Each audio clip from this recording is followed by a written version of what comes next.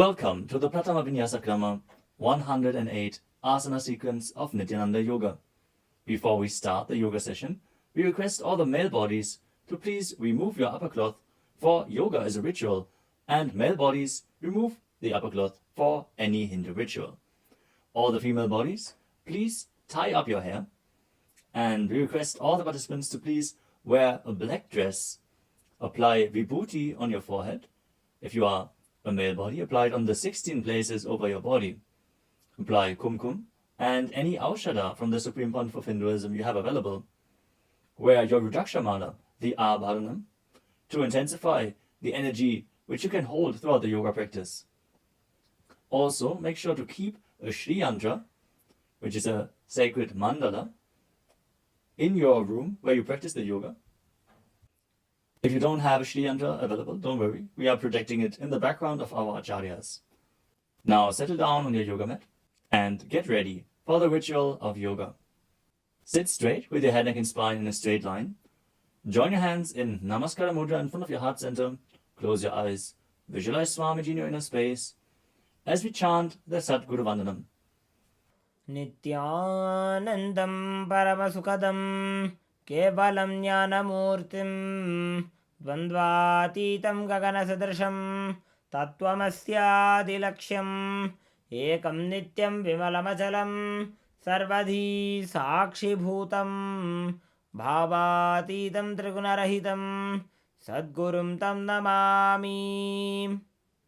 Next, we are going to chant the Shiva Mula mantra. Om Ham Haum Shivaya Namaha 11 times. Please follow along internally. Om Ham Haum Shivaya Namaha. Om Ham Haum Shivaya Namaha. Om Ham Haum Shivaya Namaha. Om Ham Haum Shivaya Namaha. Om Ham Haum Shivaya Namaha. Om Ham Haum Shivaya Namaha. ॐ हां हौं शिवाय नमः ॐ हां हौं शिवाय नमः ॐ हां हौं शिवाय नमः ॐ हां हौं शिवाय नमः ॐ हां हौं शिवाय नमः. We will be performing the Tadvachamanam, the ritualistic cleansing. Now keep your hand, the right hand, in the shape of a cow's ear in the Gokarana Mudra, as our acharyas are demonstrating.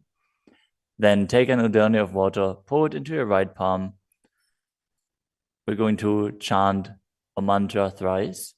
Each time, sip the water from the bottom of your palm whenever the word Swadha is chanted. Om Atmattatvam Shodhayami Swadha. Take another udani of water. Om Vidyatatvam Shodhayami Swadha. Pour another udani of water into your palm. Om Shivadatvam Shodhayami Swadha. Now wash your right hand with the water from the Panchapacham and wipe your lips twice with the bottom of your thumb as we chant. Om Ham Hridayaya Namaha. Now wash your hand again. With the index, middle and ring fingers joined together, touch above the upper lip and below the lower lip. Wash your hand again. With the index fingers and thumbs joined together, touch the right nostril, the left nostril. And with the ring finger and thumb joined together, touch the right eye, left eye, and the right ear and the left ear. Wash your hand again. With the little finger and thumb joined together, touch the navel, the right chest and the left chest. And with all fingertips joined together, touch on top of the head, the right shoulder, left shoulder, and your heart center. Now wash your hand again. As you clasp the right hand over top of the left, place both hands on the right thigh. Set the Sankalpa, the conscious resolution, what it is that you want to manifest today in today's Nityananda Yoga session as we chant the Sankalpa mantra. Om Mamopatta Samasta Duridakshayadvara Bhagavat Shri Nityananda Paramashiva Prityartham Shri Nityanandeshwari Paramashiva Shakti Sameta Shri Nityanandeshwara Paramashiva Prityartham Cha Adya Purvokta Evam Guna Visheshena Vishishtayam Asyam Shubhadito पूर्ण आरोग्य युक्त दृढ़गात्र यौगिक शरीर सिद्ध्यर्थम परमशिव शक्ति आविष्करणार्थम नित्यानंद योगाभ्यासम करिष्ये. Now wash your hand once more as we chant. Om अपौपस्पृश्य. Keep your Panchapacham and udani out of harm's way as we are getting ready to start the yoga. Now sit in a comfortable cross-legged position with your head, neck, and spine in a straight line. Bring the index fingers and thumbs joined together on top of the knees in Bindu Mudra. Engage the three bandhas, the energy locks, which are contracting the perineal region and pulling it in and up. The Uddiyana Bandha, the stomach lock, contracting your stomach muscles and pulling your stomach in and up towards your spine. And the Jalandhara Bandha, the throat lock, tucking your chin to the chest and internally contracting your throat muscles. Together they form Mahamudra Bandha, which is a great secret of the yogic practice and will enhance your yoga practice manifold. Next up is the visualization. Hold the visualization for the right context of each of the asanas. The first visualization is Lord Shiva. You will always be able to see the visualization in the top right corner of the screen. So whenever you don't know how the visualization looks, you can just check the screen. Next up is Samana Kumbhaka. Now fill your stomach with prana as you meditate on a flame in your stomach, kindling the prana and raising up your spine. Chant the japa soham and visualize it rotating around your throat until the nectar oozes out into your body. Let us now perform the first asana, which is Sukhasana. तत्सुखासनमित्युक्तम् अशक्तस्तत्समाचरेत् आसनं विजितं येन जितं तेन जगत्त्रयम्. The next asana is Parvatasana.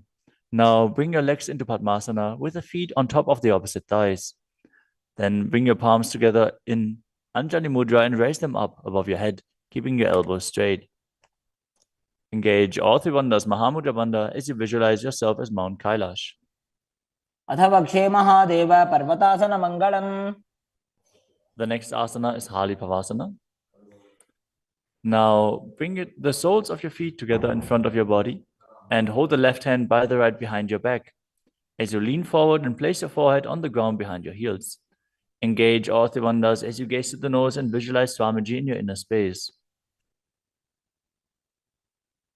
पूर्व विधियाहु में जानो उभय पगतली संपुट ठानो.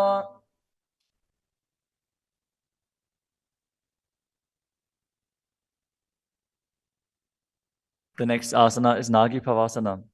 Now keep the soles of your feet together and stretch your hands out in front of the feet, cupping your palms, placing them down on the ground as you place your forehead on the ground behind your heels. Engage all three bandhas and gaze to the tip of your nose, visualizing yourself as a snake. पूर्व विधि परियागा ने नीचौ हो वे कहूँ नि फनास्यो लगाई.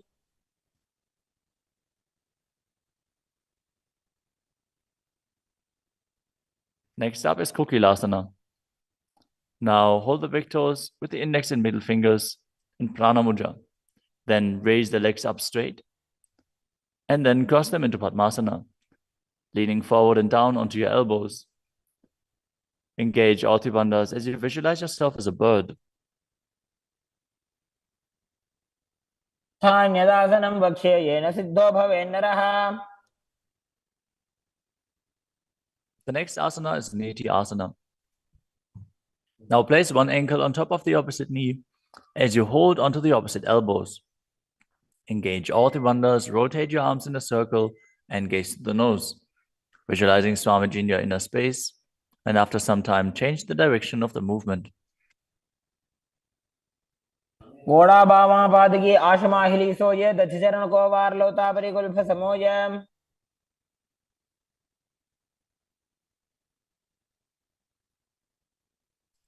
The next asana is Gajasana. Now press your hands onto the ground, lifting your hips up high. Lower your head, then your chest, scooping the body forward and down again and again as you visualize yourself as an elephant.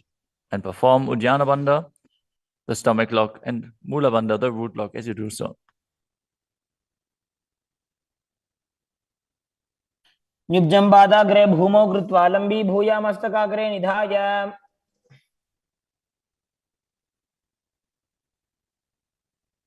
The next asana is Vrikshasana. From the same position, alternate pressing the heel of one foot into the ground while lifting the other heel up. Visualize yourself as a bear as you keep Uddiyana Bandha and Mula Bandha engaged. एकैकं पादमाकुञ्च्य गजासनं कुर्यात् वृक्षासनं भवति. The next asana is Vaishyasana. Now stand tall on the mat with the tips of the on the tips of the big toes, with all other toes raised off the ground. As you keep your head, neck, and spine in a straight line and bring your index, middle, and ring fingers to the heart center in Hridaya Mudra. Visualize Swamiji in your inner space and perform Uddiyana Bandha and Mula Bandha. केशेन पादयुगलं बद्ध्वा तिष्ठेत दोमुखः.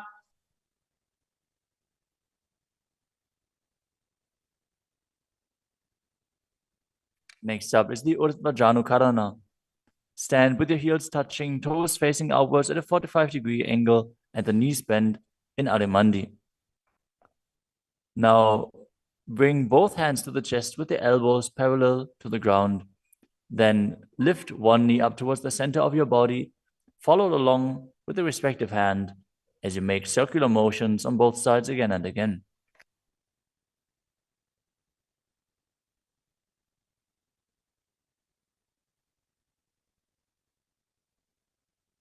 The next asana is Balalingasana.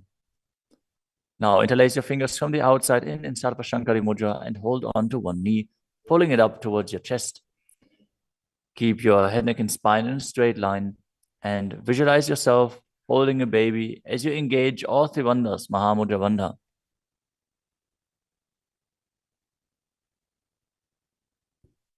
एकं जानुरसि आलिङ्ग्य स्थातव्यं बाललिङ्गनं भवति.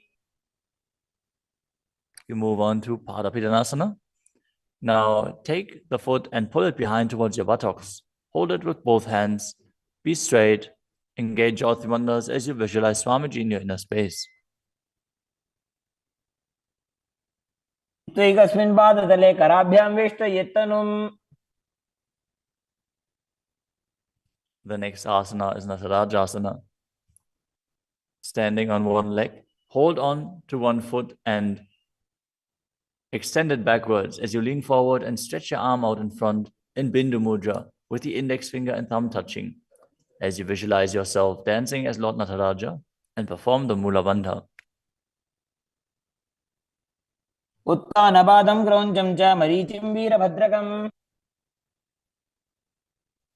Now stand on the other leg and repeat Balalingasana on the other side, pulling the knee up towards your chest and visualize yourself caressing a baby. एकं जानुरसि आलिङ्ग्य स्थातव्यं बाललिङ्गनं भवति.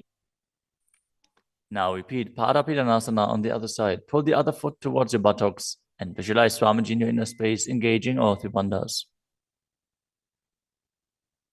स्थित्वैकस्मिन् पादतले कराभ्यां वेष्टयेत्तनुम्.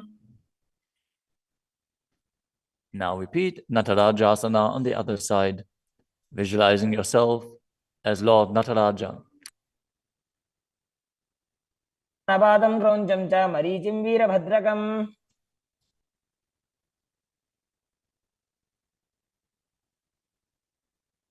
Next up is the Ardha Rechita Karana.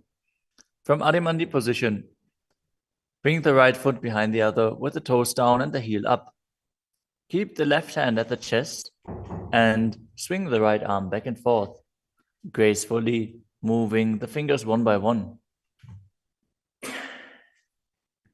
Now keep the right hand over top of the nose, uncross your ankles and repeat the movement on the other side.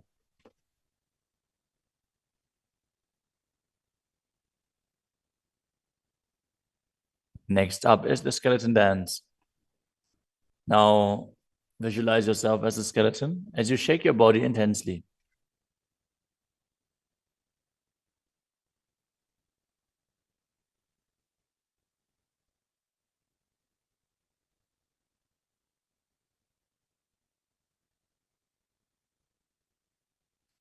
We move on to Katichina Karana. From Adimandi, with the heels together, toes pointing outwards and the knees bent, bring your hands above your head with the arms crossed, palms facing backwards. Now open your hips to one side and open the arms along above your head. Return to the center and repeat the movement on both sides again and again.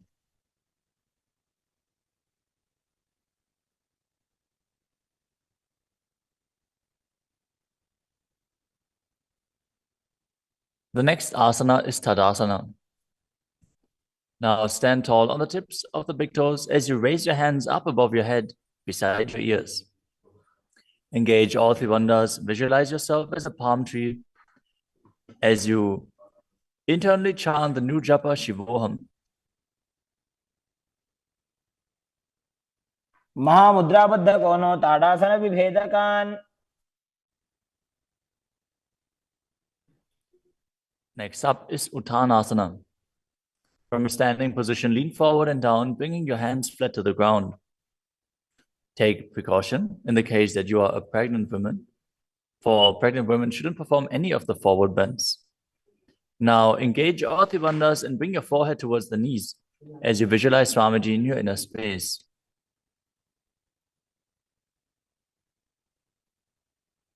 महामुद्राबद्ध कोनो ताड़ासन विभेदकान्. The next asana is Tadakshvasana, the plank position. Now lower your body down onto your arms and feet as you tuck your chin to the chest and rotate your head from side to side, contracting your perineal region. Visualize Swamiji in your inner space. Keep breathing in the Samana Kumbhaka, filling your stomach with prana and visualizing a flame rising up your spine. गजासनवस्थित्वा मस्तकं वारं वारं दक्षिणकुक्षिं सव्यकुक्षिं नजेत्. The next asana is Bhujangasana. Now lower your entire body down onto your stomach as you keep the toes pointing backwards and your hands next to the chest. Now raise your head up using the strength of your lower back. Don't lift your body any higher than your belly button up. And open your mouth wide as you inhale through the hollow of your throat in Bhujangani Mudra. Visualize yourself as a cobra as you perform the Mula Bandha. अंगुष्ठनाभिपर्यन्तम् अधोभूमौ विनिन्यसेत्. The next asana is Shashasana. Now push your body up back into plank position and alternate bringing one knee in towards your chest back and forth as you visualize Swamiji in your inner space and calmly breathe through your nose in Sahadra Kumbhaka. जासनसंस्थितो जानुद्वयमाकुञ्च्य वारं वारं कर्तव्यं शशासनं भवति. The next asana is Rathasana. From a tall plank position, place one foot in between the two hands as you simultaneously jump one foot back and bring the other one in between the hands. Alternate again and again as you visualize yourself as a chariot. ध्वजासनसंस्थितो एकैकं पादं पुरोमार्गेण भ्रामयित्वा कर्तव्यं रथासनं भवति. The next asana is Viravatrasana. Now keep one foot flat on the ground with the toes pointing forwards and the knee bent at a 90-degree angle.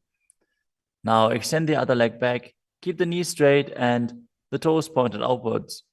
Raise your arms up parallel, pull the stomach in and up and gaze to your third eye, visualizing yourself as Lord Virabhadra as you perform Uddiyana Bandha and Mula Bandha. आधिष्ठमतकौण्डिन्यमूर्धकुक्कुटमेव च. Now exchange the position of your feet and repeat Viravatrasana on the other side. समतकौण्डिन्यमूर्धकुक्कुटमेव च. The next asana is Vrikshasana, the tree posture. Now stand and bring one foot to the inner thigh as you bring your palms together in Anjali Mudra and raise them up above your head. Keep your elbows straight as you gaze forward and visualize yourself as a tree. अमोरमूलदेशे च जाम्यं पादं निधायतु. The next asana is Garudasana. Now bring the raised leg to the opposite hip. Join your hands in Namaskara Mudra in front of your heart center as you visualize yourself as Lord Garuda and engage the Mula Bandha. गरुडासनमावक्ष्ये येन ध्यानं स्थिरं भवेत्. Now stand on your other leg and repeat Vrikshasana on the other side. वामोरुमूलदेशे च जाम्यं पादं निधायतु. Now repeat Garudasana on the other side, keeping the standing leg as straight as a rod and visualizing yourself as Lord Garuda. गरुडासनमावक्ष्ये येन ध्यानं स्थिरं भवेत्. The next asana is Trikonasana. Now stand and step one leg forward and the other one far back, keeping the front toes pointing forwards and the back toes facing sideways. Now bring your hands parallel to the ground and lean forward and down as you keep one hand down and the other one raised up. Gaze upwards, visualizing yourself as a triangle as you perform the Mula Bandha. उत्तानपादं क्रौञ्चं च मरीचिं वीरभद्रकम्. Exchange the position of your feet. Step the other leg forward as you repeat Trikonasana on the other side. उत्तानपादं क्रौञ्चं च मरीचिं वीरभद्रकम्. Next up is the Nikuttaka Karana.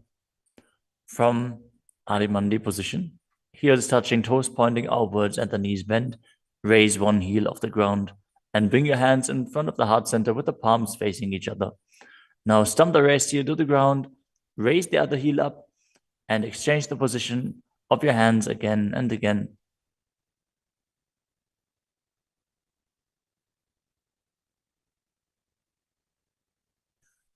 The next asana is Angushtasana. Now lower your body down onto the tips of your toes, placing the perineum on the back of your heels.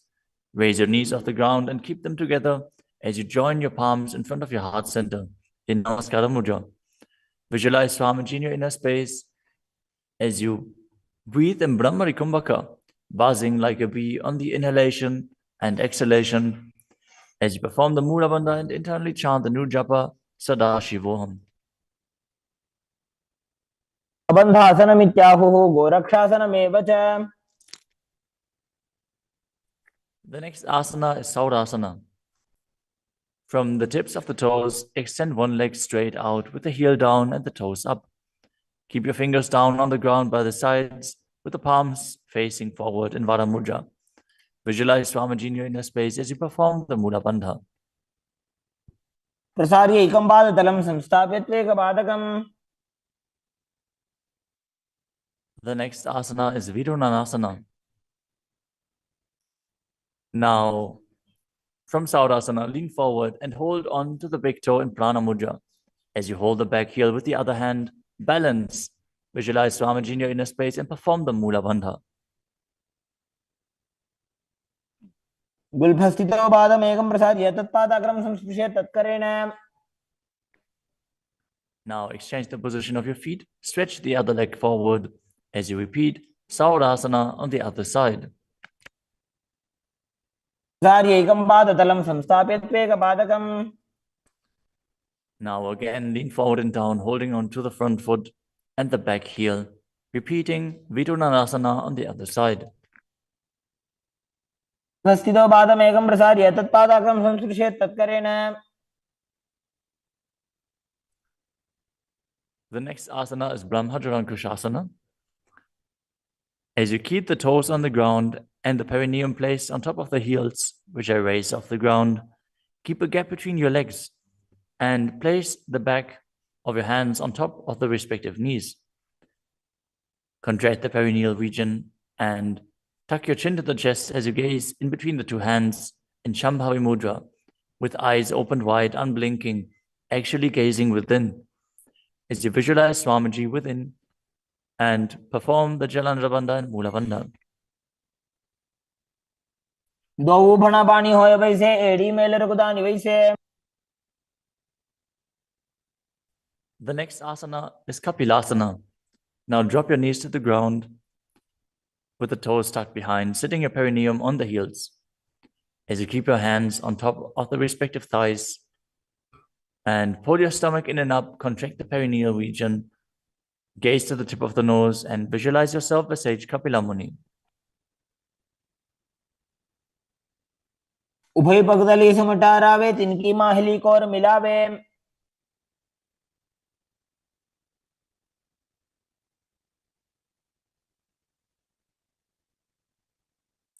The next asana is Bhadragodakasana.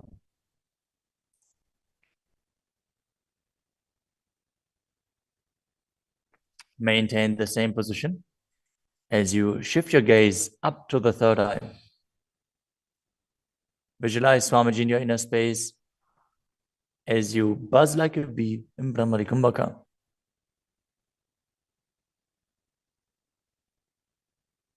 Dogu पगदली संपुट करे कोरवारली भूपरि धरे.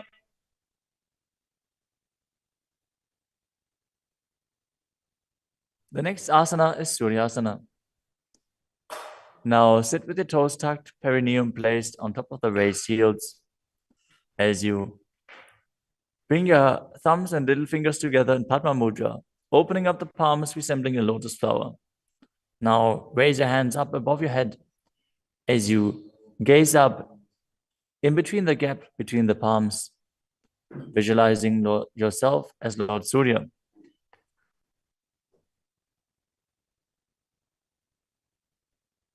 एड़ी Dogu दातरी आने फना पानी बैठक अब निठाने. The next asana is Mandukasana. Now sit with the toes flat, perineum on the heels. As you keep your hands on top of the knees, lift the tongue up against the roof of your mouth. As you catch the nectar of immortality dripping from the Sahasrara chakra with your frog tongue, as you visualize yourself as a frog in Manduki Mudra. Gaze to your third eye, breathe calmly through your nose in Sahaja Kumbhaka as you perform the Mula Bandha. पादतलो पृष्ठदेशे अंगुष्ठे द्वे च संस्पृशेत्.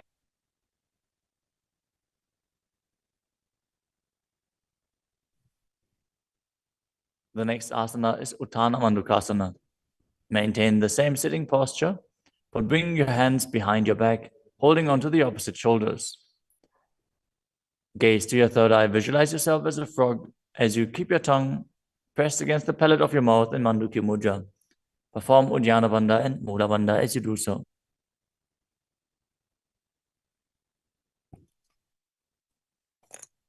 मंडूकासन मध्यस्थं कुर्पराभ्यां धृतं शिरः. The next asana is Simhasana. Now cross your ankles and sit on your feet. As you keep the knees wide, fingers spread on top of the knees, open your mouth wide, stick out your tongue and exhale forcefully. As you gaze at the tip of your nose and visualize yourself as a lion.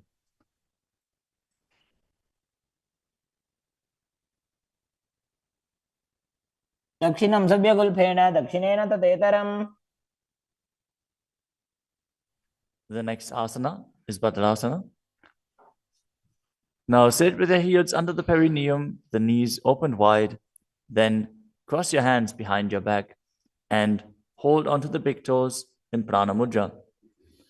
As you gaze at the tip of your nose, visualize Swamiji in your inner space and return to buzzing like a bee in Brahmari Kumbhaka. गुल्फौ च वृषणस्याधो व्युत्क्रमेण समाहितः. The next asana is Kakapusandhi asana. Now squat and keep the feet flat on the ground as you keep your knees open wide and bring your arms in and around the raised knees. Interlace your fingers behind your back if you can.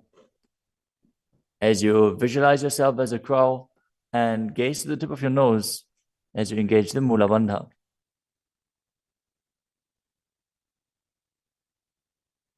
प्रथमे वेशक उगडठाने दो वोह तपगमी च आने. The next asana is Kanipavasana. Now keep the palms on the floor, shoulder width apart. Bring your knees onto the back of your arms towards your armpits. Lean forward, raise your feet off the ground as you visualize Swamiji in your inner space and balance on your arms. को गुण आशी दुष्यता होई तो आछी होई. The next asana is Kapali asana. Now place your hands on the ground, shoulder width apart. Bring the top of your head onto the ground. Please take precautions if you have any neck injuries or high blood pressure. Any of the inverted postures. Now bring your knees onto the elbows, your hips over the shoulders, and straighten your legs up as you gaze to the nose and visualize Swamiji in your inner space. Isha धरती टेकी पग दो वो मिलीवा ऊंचा करे.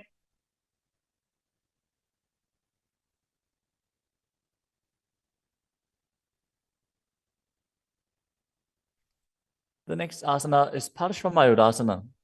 Now squat on the toes with the legs together, twist your body and place both hands to the side as you align your elbows with the knee and hip and lean onto your arms, balance, extending your legs to the side. Gaze to your third eye as you visualize yourself as a peacock and exhale fully in Rechaka Kumbhaka as you hold your breath in the exhaled state. Perform the Mula Bandha as you do so. मयूरं दंडवत् कुर्यान् मायूरं दंडनामकम्. Now twist your body in the other direction and repeat Parshvamayurasana on the other side. मयूरं दंडवत् कुर्यान् मायूरं दंडनामकम्. The next asana is Bhairaganathasana. Now place both hands on the ground, shoulder width apart. Stretch your legs back straight into Tadakshvasana, the plank position. As you step one foot outside the respective shoulder and bring it in between the two hands. Gaze to your third eye. Visualize yourself as Lord Kala Vaidava. As you breathe in your Rechaka Kumbhaka and perform the Mula Bandha. आसन की गुण पीती जागी. Now step the front foot back and step the other foot outside the shoulder in between the hands. Gaze to your third eye in Shambhavi Mudra with the eyes open wide, unblinking, as you visualize yourself as Lord Kala Bhairava.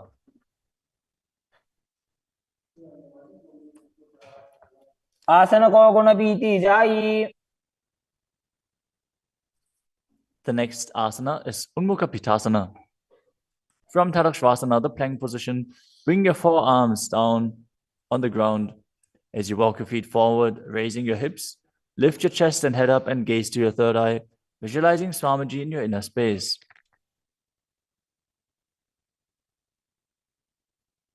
भून्यस्थो जानुनी हस्तौ चतुष्पदम वाङ्मुखम्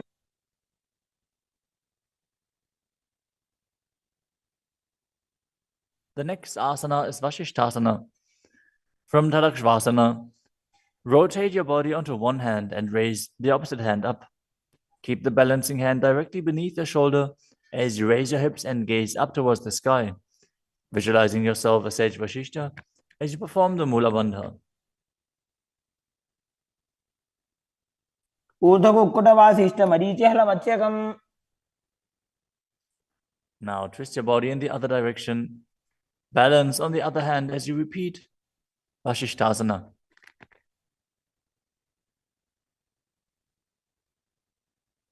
ऊर्ध्वकुक्कुटवासिष्ठ मरीचिहलमत्स्यकम्. Now come to a seated position and extend your legs out in front with the heel down and the toes pointing up.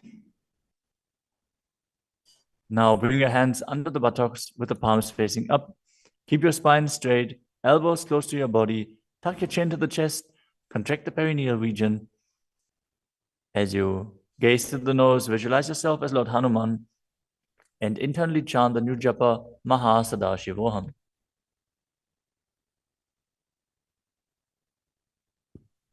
दो Booker की उभय हस्तेली कोरवारली मैले भेली.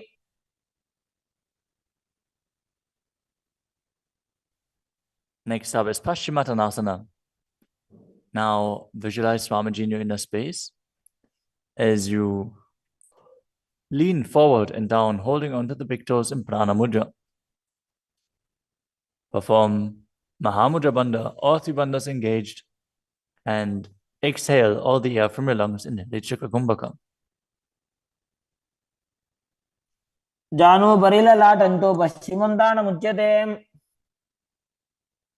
The next asana is Ugrasana.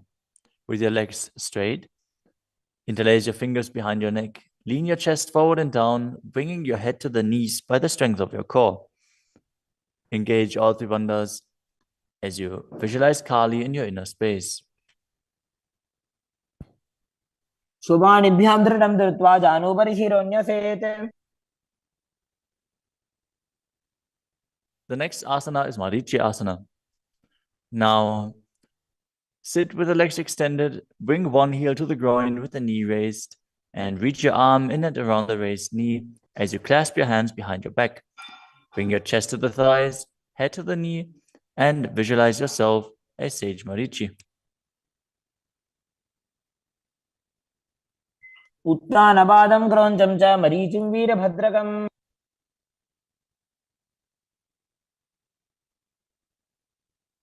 Now drop the knee down to the ground and lean forward, holding onto the front foot with both hands.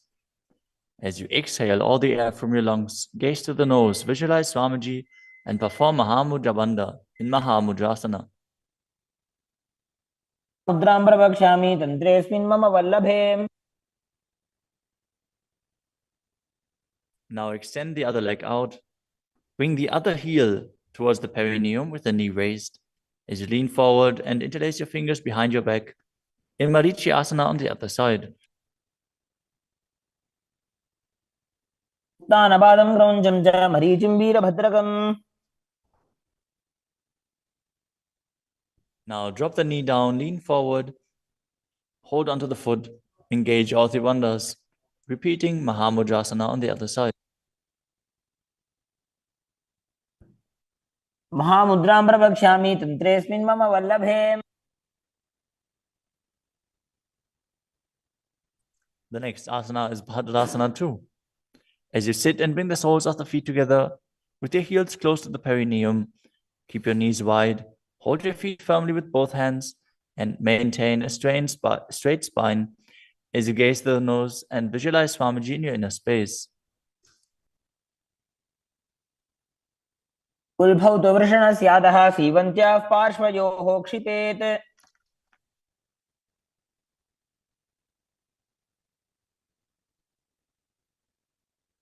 The next asana is Gvalipavasana. From Vajrasana, extend your feet away from your body. Keep the toes together, heels apart, knees wide open. As you place your hands on the respective knees, tuck your chin to the chest and gaze to the nose. Visualize Swamiji in your inner space. Perform the Jalandhara Bandha and Mula Bandha. Charpat चौक कखियो सोजी वाही विधियो की जे सोई. The next asana is Joni Asana. Now sit, keep the soles of the feet together and the heels close to your perineum as you visualize the Yoni Mandala, which is projected on the screen. Now hold the soles of the feet as you lean forward and down and bring the forehead to the feet as you gaze to the nose and perform the Mula Bandha. दो बगतली संपुट करे एड़ी मेड़ के ढिंग धरे.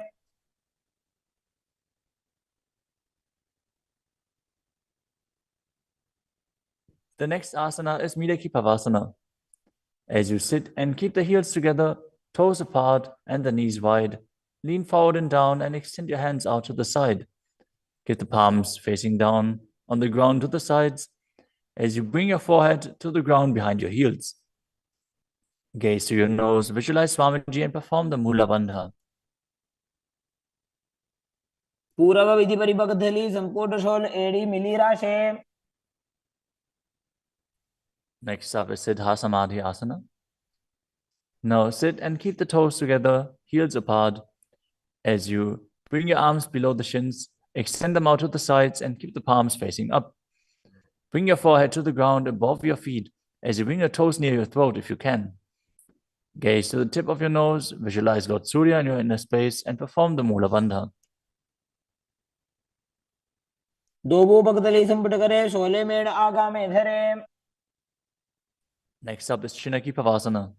Now sit and keep the heels together, toes apart, as you hold the feet and open them up like a book, bringing the backs of your hands onto the ground and the elbows pressing down on the thighs. Gaze at the nose and visualize Swamiji in your inner space. दो बगांगी एड़ी धरती मगिवा मेड़ लगावे. The next asana is Chadapata Chukasana. Sit and bring the soles of the feet together with the heels at your perineum. Open the knees and place your hands on top of the knees as you gently press them down.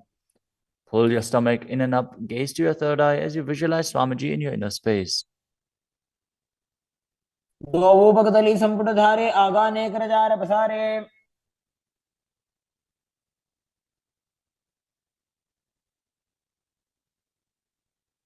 The next asana is Bhairavasana. Now sit and bring the soles of the feet together with your knees open wide. Lift the heels up and bring the toes down onto the ground. As you keep your knees on the ground, pull your stomach in and up and place your hands on the knees in Bindu Mudra. Gaze to your third eye as you visualize yourself as Lord Kala Bhairava. उल्भव संपेड्य जान्योन्यं विक्रमेणोत्थितं शनैः.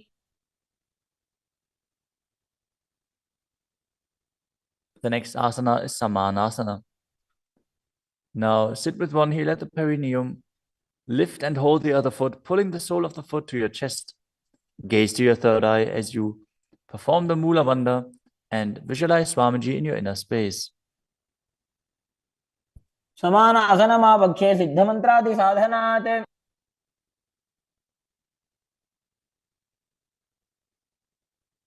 The next asana is Apanasana.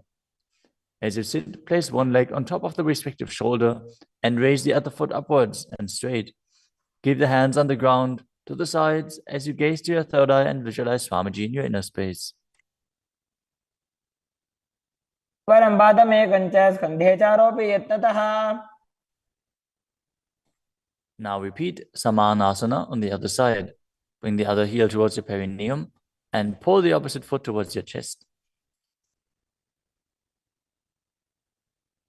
समान आसनमावक्षे सिद्धमन्त्रादि साधनात्. Now repeat Apanasana on the other side. Bring the other leg over top of the respective shoulder, extending the opposite leg forward and up.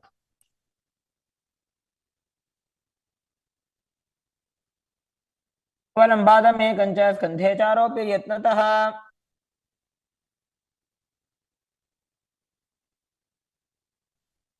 Next up is Gomukhasana. Now sit and cross one leg over the other, aligning the knees at the center of your body with the feet by the opposite hips. Place both hands on top of the stacked knees as you gaze to the nose, visualize the face of a cow, and perform the Mula Bandha. Start breathing in Siddhkari Kumbhaka, pressing your tongue against the palate of your mouth without touching the teeth and hissing through your teeth while inhaling. Internally chant the new japa Om Nityanandoham. सर्वे दक्षिणगुल्फं तु पृष्ठपार्श्वे नियोजयेत् The next asana is Anasuyasana. Now maintain the same posture. Hold on to the big toes of the feet in Prana Mudra as you gaze to the tip of your nose and visualize yourself as Rishika Anasuya. Engage Uddiyana Bandha and Mula Bandha. दक्षिण कोडो नीचे उठाने वावोता के ऊपर आने Maintain the same position. Interlace your fingers behind your back and lean forward and down as you bring your chin over the knees, the nose towards the ground, and visualize yourself as Rishika Anasuya in Anasuyasana too. जीमणा गोदा की संधि उपरिड़ा वागोड़ा की संधि. The next asana is Garudasana too.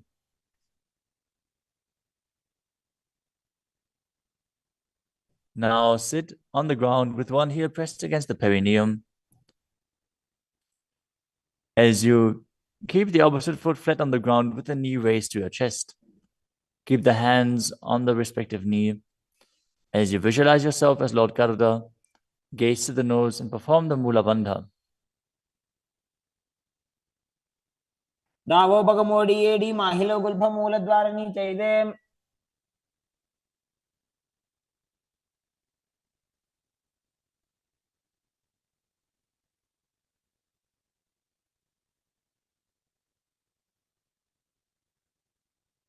The next asana is Naradasana. Now, sit and place your perineum on top of one heel as you interlace your fingers behind your neck and twist your elbows outside of the raised knee. Gaze to your third eye and visualize yourself as Narada as you perform the Mula Bandha. पिष्टि जवाम पगदली केरी भूपरिता हिलगा बेफेरी. Next up is Matsya Pitakasana. Now place one foot on top of the opposite thigh. Wrap the respective arm around the knee, holding onto the opposite shin as you hold the big toes with the other hand in Prana Mudra. Visualize yourself as Matsya, the fish avatar of Lord Vishnu, as you perform the Mula Bandha. नवामांगुष्टंतो गृहीतं Madhya पीठकम्.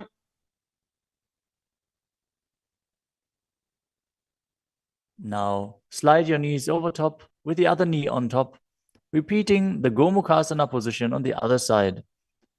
Gaze to the nose and visualize the face of a cow as you keep hissing through your teeth without the tongue touching your teeth in Siddhkari Kumbhaka.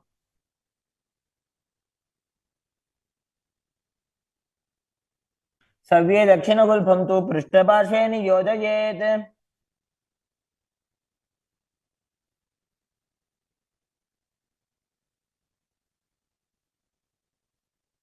Next up is Anasuyasana on the other side. Hold onto the big toes as you visualize yourself as Rishika Anasuya.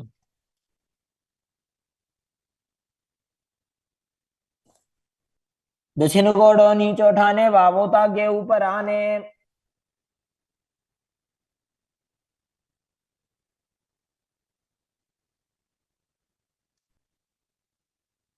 Now, from the same position, interlace your fingers behind your back and lean forward and down, chin over the knees, nose towards the ground in Anasuyasana too.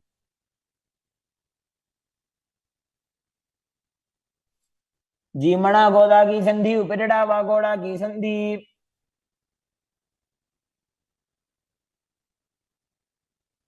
Now repeat Garudasana 2 on the other side, bringing the other heel towards the perineum, knee raised, hands on the knees, as you visualize yourself as Lord Garuda. डावो पगमोडी एडी माहिलो गुल्फमूल द्वार नीचे दे. Next up is Narudasana on the other side. Raise the perineum onto the heel, interlace your fingers behind your neck, and twist your elbows outside of the raised knee, visualizing yourself as Sage Naruda. पिष्टिजवाम पगदली केरी भूपरिता हिलगा वे फेरी.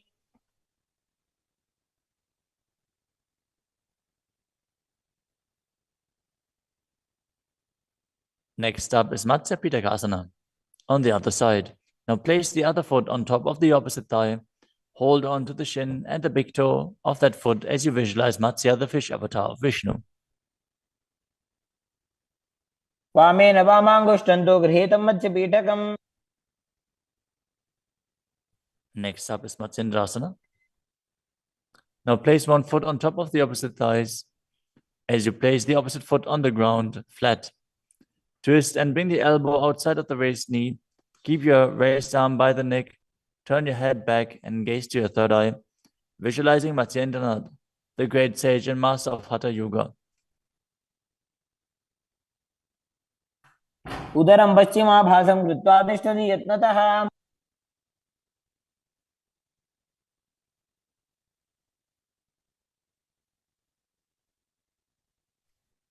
The next asana is Kubhasana. From Matsyendrasana, twist and bring your elbow outside of the raised knee as you extend your hand down to the foot, keeping the opposite hand at the respective ear. Twist your body back. Gaze back and up towards your third eye, visualizing yourself as a camel.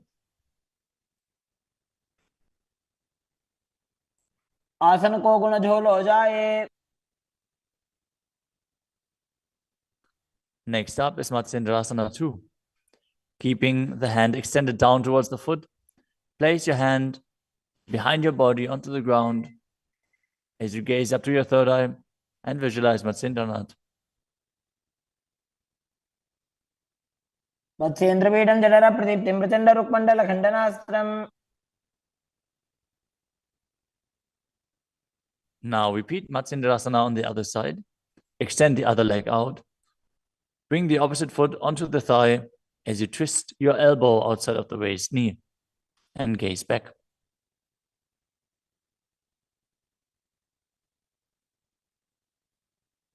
उदरं पश्चिमाभासं कृत्वा तिष्ठति यत्नतः.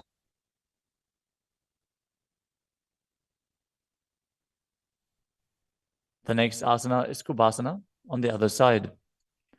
Now hold on to the front big toe and prana mudra as you keep the other hand towards the respective ear, gazing back and up towards your third eye and visualizing yourself as a camel.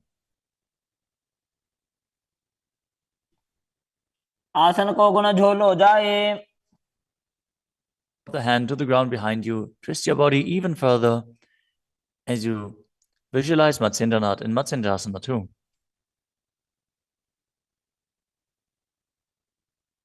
मत्स्येन्द्रपीठं जठर प्रदीप्तिं Prachanda रुक्मण्डल खण्डनास्त्रम्. The next asana is Padmasana. Now place your feet on top of the opposite thighs as you keep your palms flat on the respective knees. Engage all three bandhas, Mahamudra Bandha, as you gaze at the tip of your nose. Visualize yourself as Lord Shiva. Breathe in Sitali Kumbhaka, now pressing your tongue against the back of the teeth, hissing while inhaling as you internally chant the new japa Om Nityananda Mahasadaशिवोहम. आसनं द्विविधं प्रोक्तं पद्मं वज्रासनं तथा. The next asana is Padmasana 2. As you sit in Padmasana, cross your hands in front of your body and hold onto the big toes in Prana Mudra. Gaze to the nose, visualize yourself as Goddess Parvati, the consort of Shiva, as you perform the Mula Bandha. अनुचरणं कृत्वा ऊरू संस्थो प्रयत्नतः. The next asana is Kukutasana. Now, sitting in Padmasana, place your hands on the ground between the two thighs as you lift your body up off the ground. Visualize yourself as a rooster as you breathe calmly into Sahasrara Kumbhaka and perform the Mula Bandha. पद्मासनं सुसंस्थाप्य नान्भोरोरन्तरे करौ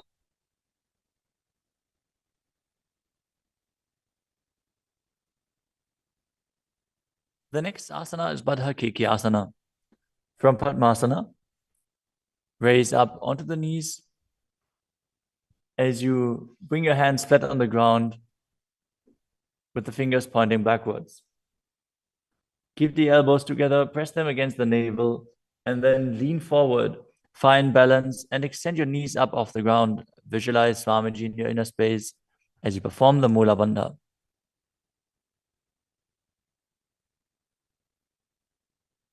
धरामवष्टभ्यकरद्वयेन तत्पूर्वपरि स्थापितानाभिपार्श्वः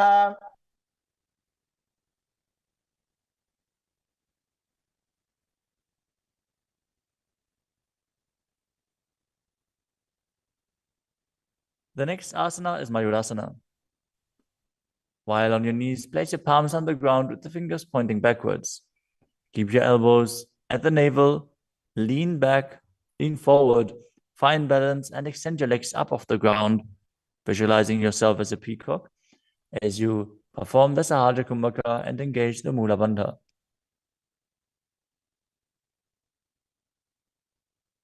अथ वक्षे Mahadev मयूरासनमुत्तमम्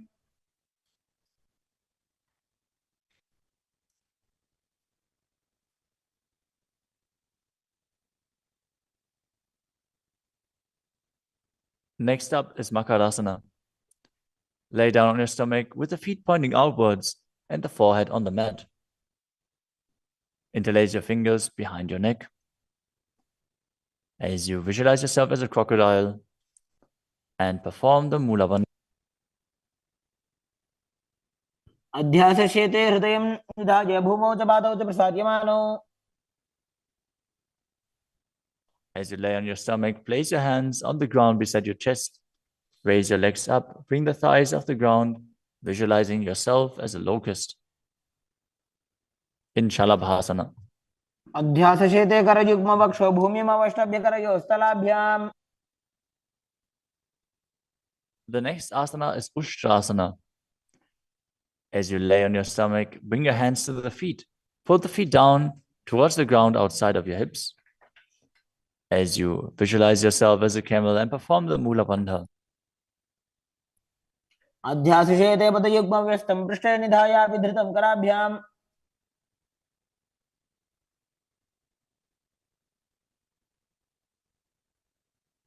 The next asana is Dhanurasana. From Ushtrasana, tighten the grip on your feet and kick the legs back and up as you lean forward and lift your chest off the ground. Gaze up to your third eye and visualize yourself as Pinaka, Lord Shiva's bow. Perform the Mula Bandha as you do so.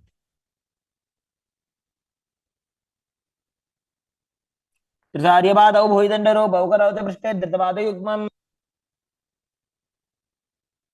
The next asana is Bhagasana. Now come to a kneeling position with your feet flat on the ground, sitting in between the two heels. Place your hands on top of the knees. Visualize Swamiji in your inner space.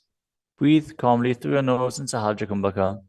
As you gaze to your third eye, contract the perineal region in Mula Bandha and internally chant Om Nityananda Paramashivoham. उल्टा मोड़ी पाओ तो वैसे बहुरो जगते करे कैसे The next asana is Gohi Asana. From the kneeling position, place your elbows on the ground, shoulder width apart. As you interlace your fingers, bring your head towards the ground and hold it with your hands. Now raise your hips up. Walk your feet forward until your hips align with your shoulders. And then raise your legs up off the ground and pull the knees close to your chest. Try to touch your chin with the knees as you roll your body up in the inverted posture. Gaze to the nose and visualize Swamiji in your inner space.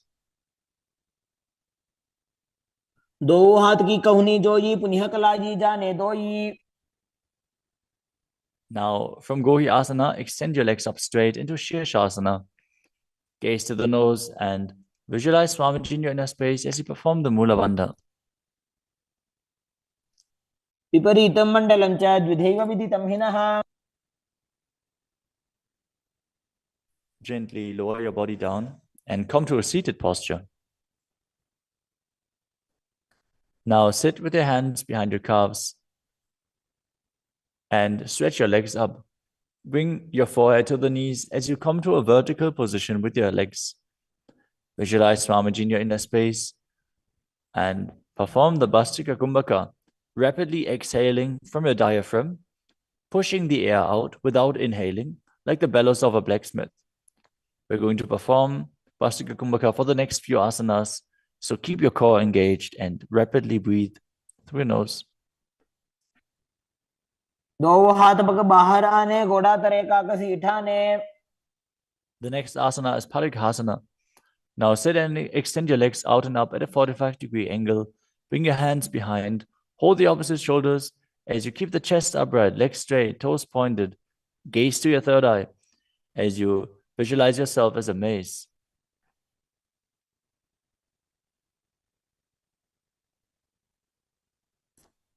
उत्तानशयनं कृत्वा पादौ मिलित्वा प्रसार्य. Keep breathing rapidly as you sit and extend your legs out and up at a 45-degree angle.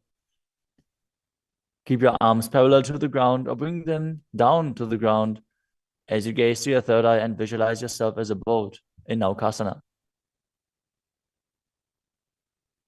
तानशयनं कुर्पराभ्यां भूमिमवष्टभ्य. Next up is Rudrasana. Now sit and lift your feet up. Scoop your hands under the heels and pull the feet towards your chest. Keep your spine upright, gaze to the nose as you visualize yourself as Lord Rudra. Perform the Mula Bandha as you do so. पगदली संपुटक हाथस्योपक ऊंचाई. The next asana is Unmukha Pitasana too. Now lay down on your back with the feet flat on the ground, the knees raised up. Bring your palms down to the ground with the fingers just touching the back of your heels. Lift your hips up high. Press the feet into the ground as you tuck your chin to the chest, gaze to the nose, and visualize Swamiji in your inner space. ऊर्ध्वे च जानुनी कृत्वा शवित्वोर्ध्वमुखं तथा उत्थाप्य हस्तौ तिष्ठेतु पीठ उन्मुख नामके. Now lower your body down flat onto the ground. Keep the palms facing up next to your hips. As you contract the perineal region and forcefully pull the Kundalini Shakti up along your spine towards your Sahasrara Chakra in Shakti Chalan Mudra. Relax. Completely unclutch from any micro movements of the body and mind. As you visualize that your body is dead and the Supreme Pontiff of Hinduism, Swamiji, is liberating you. Internally chant the Mahavakya, Om Nityananda Paramashivoham.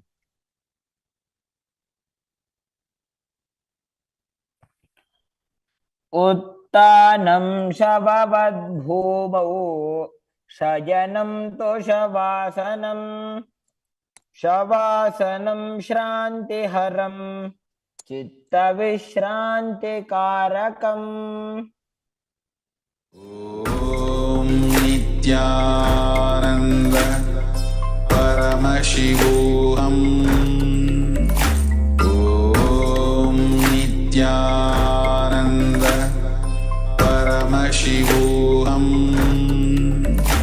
ॐ नित्यानन्द परमशिवोऽहम् ॐ नित्यानन्द परमशिवोऽहम् ॐ नित्यानन्द परमशिवोऽहम् ॐ Nityanand Paramashivoham Om Nityananda Paramashivoham Om Nityananda Paramashivoham Om Nityananda Paramashivoham Om Nityananda Paramashivoham Om Nityananda Paramashivoham Om Nityananda Paramashivoham Om Nityananda Paramashivoham Om Nityananda Paramashivoham Om Nityananda Paramashivoham Om Nityananda Paramashivoham Om Nityananda Paramashivoham Om Nityananda Paramashivoham. Now, slowly return to your physical body. Start to wiggle your fingers and toes, your wrists and your ankles, your elbows and your knees. Pull your knees up towards your chest and rock your body from side to side as you return to a comfortable seated position.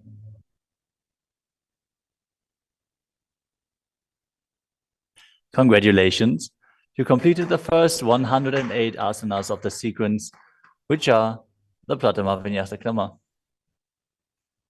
We are now going to continue the sequence with the next asana, which is Yathasana Nishthasana. Now sit in a posture that brings ease to your physical and mental space. Bring your hands on top of the knees in Bindu Mudra. Visualize Swamiji in your inner space. Breathe in Samana Kumbhaka, filling your stomach with prana and meditating on the flame kindling in your stomach as you perform the Mula Bandha and internally chant the Mahavakya Om Nityananda Paramashivoham.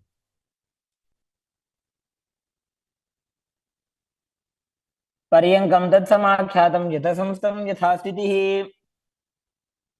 Next up is Samasana. Now sit in a cross-legged position. Keep your hands on the knees with the thumbs and index fingers touching. Take a long, deep inhalation and hold your breath. After exhaling, breathe deeply in and out, visualizing Swamiji and performing the Mula Bandha. इदानीं गर्भिणीनां योगाभ्यासो यथा लघु. Next up is Muktasana. Now place the left foot against the genital region and place the right foot over top of the left. Keep your hands facing down on top of the knees. Gaze to your nose as you visualize yourself as a sage liberated by the Supreme Pontiff of Hinduism in Muktasana. निबीड्य सीविनीं सूक्ष्मां दक्षिणेतरगुल्फतः. Next up is Siddhasana. Maintain the same position as Muktasana. As you switch your gaze to your third eye, visualize Swamiji in your inner space and perform the Mula Bandha. स्थानुसंयमितेन्द्रियो तलदशा पश्यन् भ्रुवोरन्तरं चैतन्मोक्षकपातभेदजनकं सिद्धासनं प्रोच्यते. The next asana is Siddhi Asana.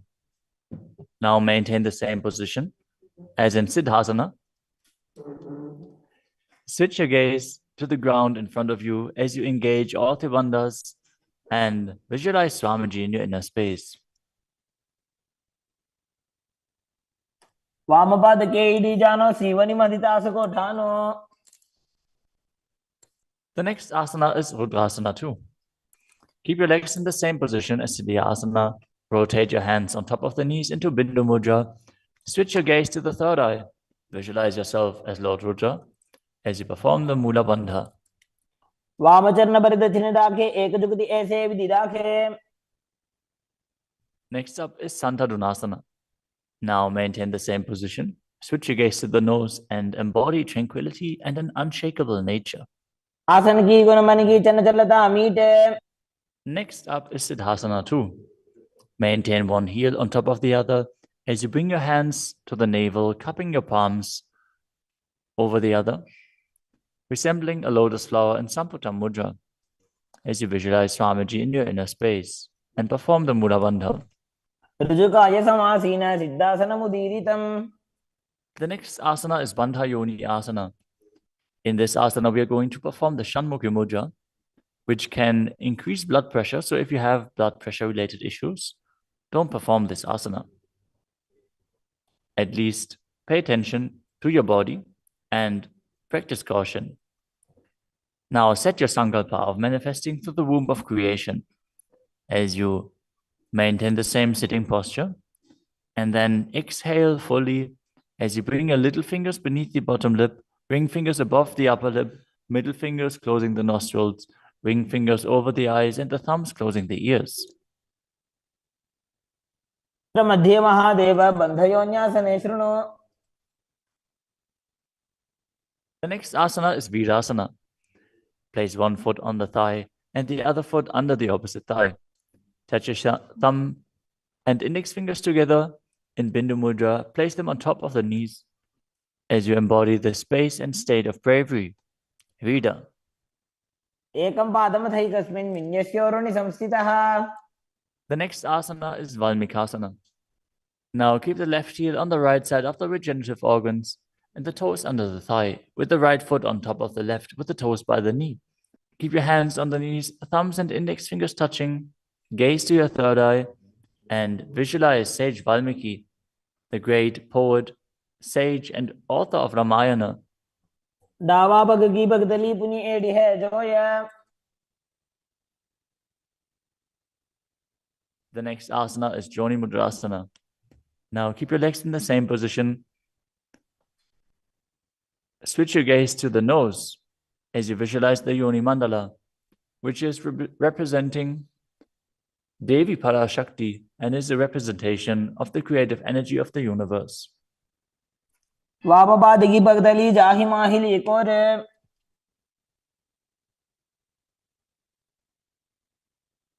Next up is Yoni Asana. Keep your feet and hands in the same position as you switch your gaze to the third eye and keep visualizing the Yoni Mandala, which is projected on the screen. योन्यासनं पर्वतेन योगं योगफलेनिलम्. The next asana is Bhadrasana 3. As you sit and bring the soles of the feet together, holding them with both hands, bring your knees down towards the ground, gazing to the tip of your nose, visualizing Lord Virata in your inner space as you perform Uddiyana Bandha and Mula Bandha.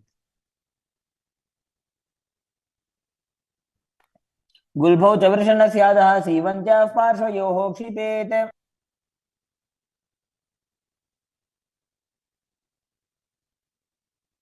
The next asana is Aghorasana. Now keep the soles of the feet together, heels at the perineum. Press your tongue up against the roof of your mouth or even higher, if you can, into the nasal tract in Kechari Mudra. Gaze to your third eye. As you cover your mouth with the right hand, close the left nostril with the index finger. Inhale through the right nostril, close both nostrils, and then hold your breath. After you exhale through the left nostril, repeat on the other side in Abhyantara Kumbhaka. As you gaze to your third eye, visualize yourself as an Aghori.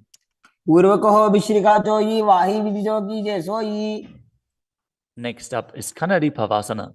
Bring the feet together in front, with the toes together and the heels apart. Place your elbows onto the heels as you rest your chin on the palms.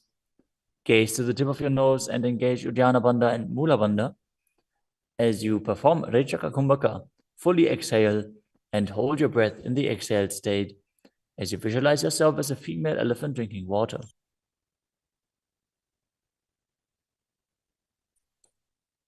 ग्वाली पाव आसन कख्यो है जैसे Yahoo में जाने विधि जैसे.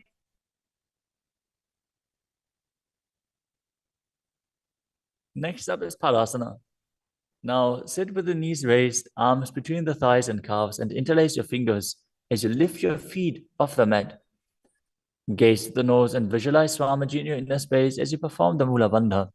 ततोर्ध्वम्रे तजेत वायुं मृदुनिश्वास संयुतम्. The next asana is Gopi Chandasana. Now interlace your fingers around the feet with the soles together and place the toes at the groove of your throat, the heels on your chest. Tuck your chin onto the hands and gaze to the nose, embodying the state and space of a king as you perform the Mula Bandha. पूर्व विधि बगा का अंगूठा कंठ को पराशे. The next asana is Uddarasana. Now sit with the soles of the feet together. Insert your hands underneath the legs as you hold the feet with interlocked fingers. Bring your feet up to the chest. Bring your head down and touch the chin to the soles as you gaze to the tip of the nose and visualize your body free from any defects. दोवो भगदली संपुटटाने उभय हस्त करे उरद हिताने. Next asana is Vishishtasana. From the same position, raise your feet up even higher. Bring your feet in front of your face with the interlocked fingers in front of your forehead.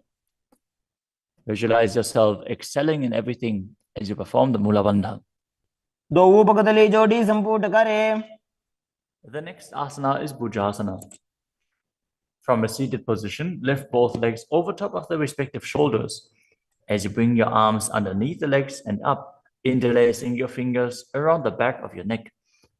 Visualize yourself as a cobra as you perform the Mula Bandha. शिरासनं तो विज्ञेयं कक्षासनं अतः परम्. The next asana is Kalyanasana. Now maintain a seated posture, raise your legs up and bring your elbows under the knees as you wrap your arms around your back with the palms clasped behind. Gaze to the tip of your nose and visualize yourself as a beautiful, auspicious goddess. दोवो हाथ भगों नीचे आने तिनको घोड़ा नीचे ठाने. The next asana is Sankatasana. With the left knee on the mat, place the left foot flat on the ground and sit down on the left heel as you bring the right leg over top of the left, heel close to the hip. Visualize yourself as a swan as you perform the Ujjayi Pranayama, making an ocean-like sound with your mouth as you perform the Mula Bandha. वामपादं चितेन मूलं संन्यस्य धरणीतले. The next asana is Dhenukasana. Now slide the heel outside of the hip.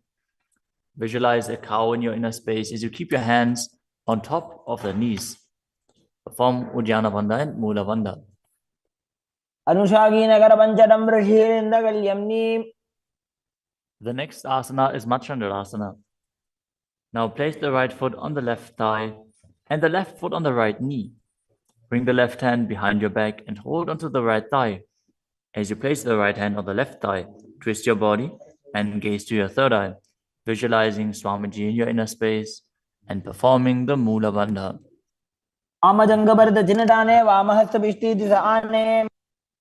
Next up is Machandrasana 2. From Machandrasana, untwist and hold onto the respective big toes in Prana Mudra. As you lean your forehead down so it touches the ground, as you place your chest down on the heels, visualize Swamiji in your inner space and perform the Mula Bandha.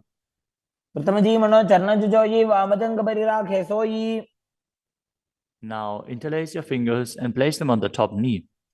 Engage all three bandhas, Mahamudra Bandha, as you visualize Swamiji, your Guru, in your inner space in Guru Asana.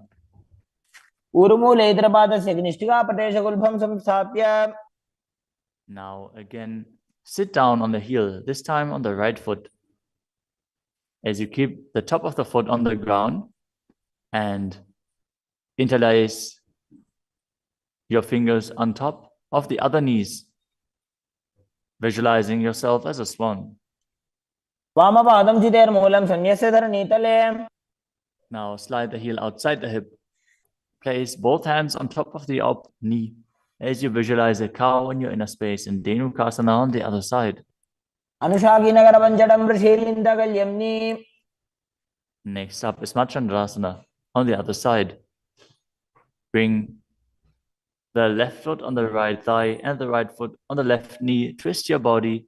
Keep one arm behind your back and hold on to the opposite thighs as you gaze to the third eye and visualize Swamiji in your inner space.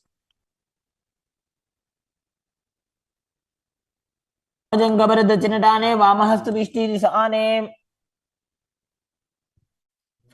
Next up is Machandrasana 2. Now hold on to the feet as you lean forward and down, bringing your chest towards the heels and your forehead onto the ground. Visualize Swamiji in your inner space.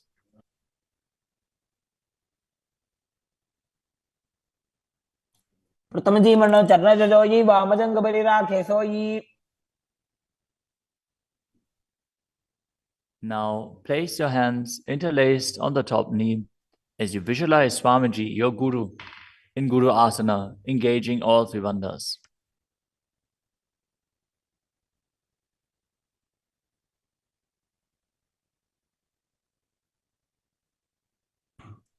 Pratamaji Mano Charna Joji, Vamajangabari Kesoyi. The next asana is Pashasana. Now sit with the feet flat on the ground, knees against your chest, with the hands holding onto the opposite knees.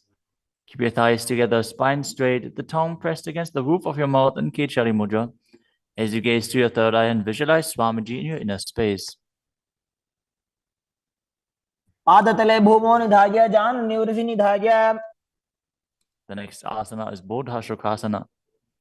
As you keep the feet flat on the mat, wrap your arms around the legs and hold onto the opposite wrists. Place your chin onto the knees as you gaze to the nose and visualize yourself being in an abode of bliss.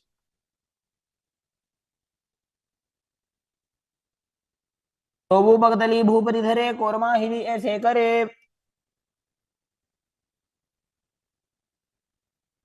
The next asana is Kurakatasana. Maintain the same position, but place your arms under the knees and hold onto the opposite elbows. Gaze to your nose.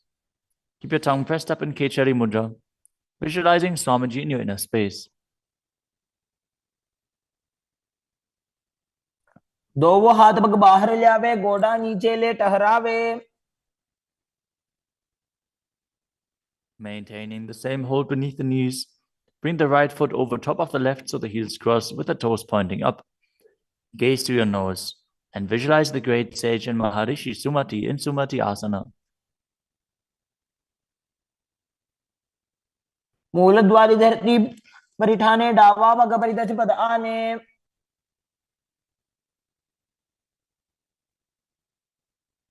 The next asana is Dandasana. Now extend your feet out straight with the arms raised straight above your head. Interlace the fingers with the wrists pointed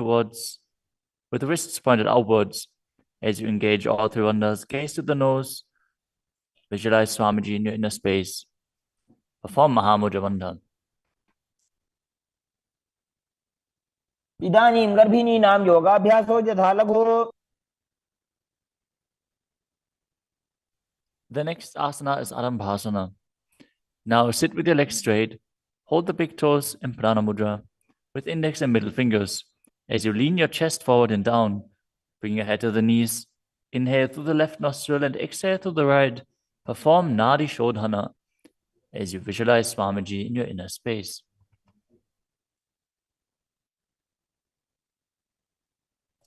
दोवो पग मिलिवा पसारी पगा का अंगूठा पकड़ी लीला टकोड़ा लगावे. The next asana is Bhidokasana. Now sit with the legs straight. Extend the knees slightly up. Bring one hand distance between the heels. As you bring your shoulders down, wrap your hands in and around the legs. Hold the soles of the feet as you gaze to your third eye and visualize Swamiji in your inner space. प्रथम बैसी दोवो पाव पसारी तचुक ऊर्धको गुरडो डारे. The next asana is Jalandhari Pavasana.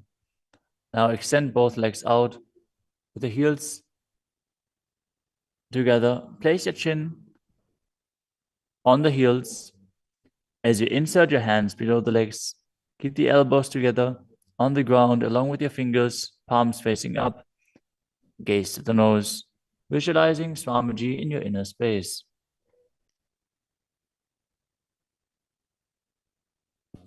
दो एड़ी mail के दीजिए, हाथ पसारी.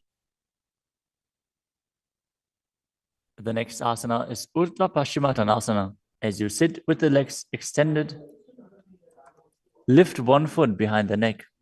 Lean forward and down as in Paschimottanasana. As you visualize Swamiji in your inner space. If you can't, bring your leg behind your neck.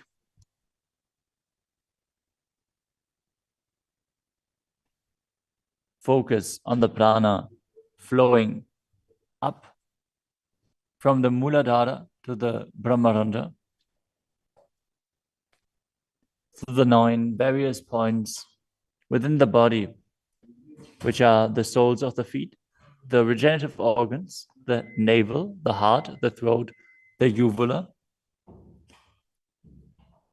the middle of the eyebrows, the forehead, and the Brahmarandha, the crown of the head. Now engage the Mula Bandha as you perform Urdhva Paschimottanasana.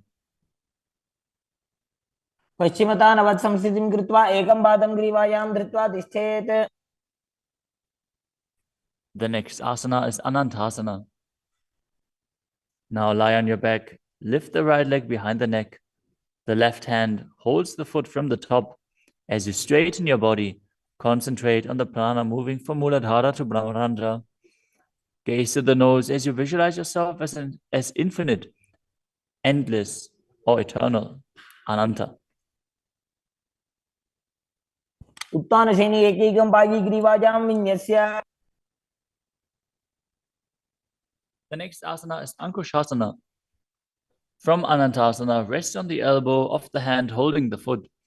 Concentrate on the prana flowing up as you gaze to the nose and feel in complete control. उत्तानशयित एकैकं पादं ग्रीवायां विन्यस्य.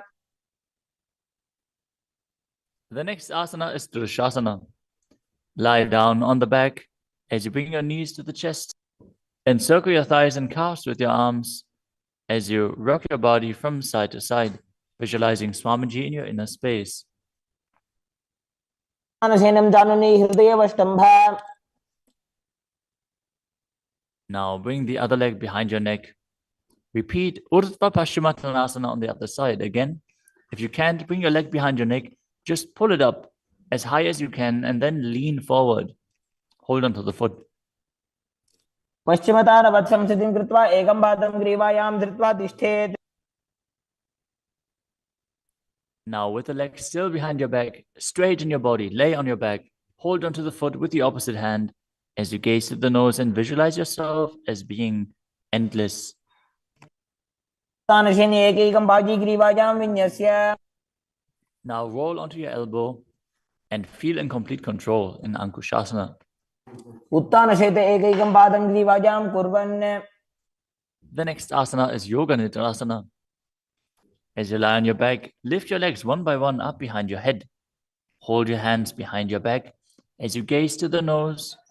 Visualize Swamiji in your inner space and focus on the upward flowing prana. पादाभ्यां वेष्टयेत् कण्ठं, हस्ताभ्यां पृष्ठबन्धनम्. The next asana is Atmadhammasana.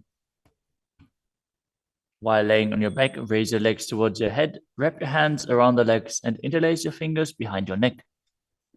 Gaze to the nose as you visualize Lord Vishnu blessing you from within.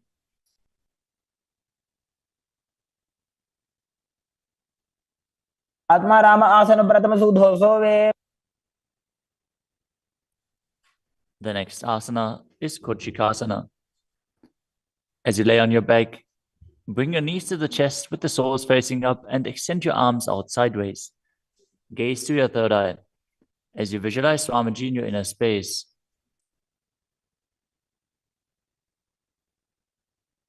हाथ सीधा सा करे 300 उभय सभा करे. Next up is the Jatara Parivriti. This asana consists of 3 steps. We are going to perform all 3 steps and then repeat them on the other side. Let us first enter a neutral position, which is laying on your back with the knees to your chest and the arms reaching out to the sides at shoulder level. Now visualize Swamiji in your inner space, perform the Mula Bandha, and focus on the upward flowing prana in Pratyahara Kumbhaka. As you perform the first step, which is bringing one knee to the side onto the ground while extending the other leg down. Now bring both knees bent to the side. Straighten both knees to the side, hold onto the feet, and gaze in the opposite direction. परिवृत्ति कुक्षिभागे त्रिधा हि परिकीर्तितः. Now come back to the neutral position, arms extended out to the sides and the knees pulled to your chest. As you drop the other knee towards the ground, extending the other leg down. Now bring both knees to the side and extend both knees to the side, gazing in the opposite direction. परिवृत्ति कुक्षिभागे त्रिधा हि परिकीर्तितः. Next up is the Dvipadapitam. As you lay on your back, bend your knees and place your feet flat on the ground. Hold onto your ankles and lift your hips up, gazing to the nose and visualizing yourself as sturdy as a bridge. As you start breathing in the Mocha Kumbhaka, as you keep the Jalandhara Bandha engaged, while exhaling, force the air out through the throat lock gently. This will bring about a state of swooning in the yogi. Perform the Mula Bandha as you do so. प्रतिक्रियायुतं द्वन्द्वपीठः सर्वबलप्रदम्.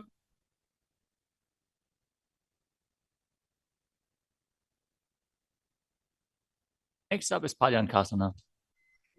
Laying on your back with the feet flat on the mat, bring your arms over your head and place your hands flat on the mat as well, with the fingers pointing towards your feet. Lift your entire body up off the ground as you visualize yourself as sturdy as stone furniture. Breathe through your nose in Sahajra Kumbhaka as you perform the Mula Bandha.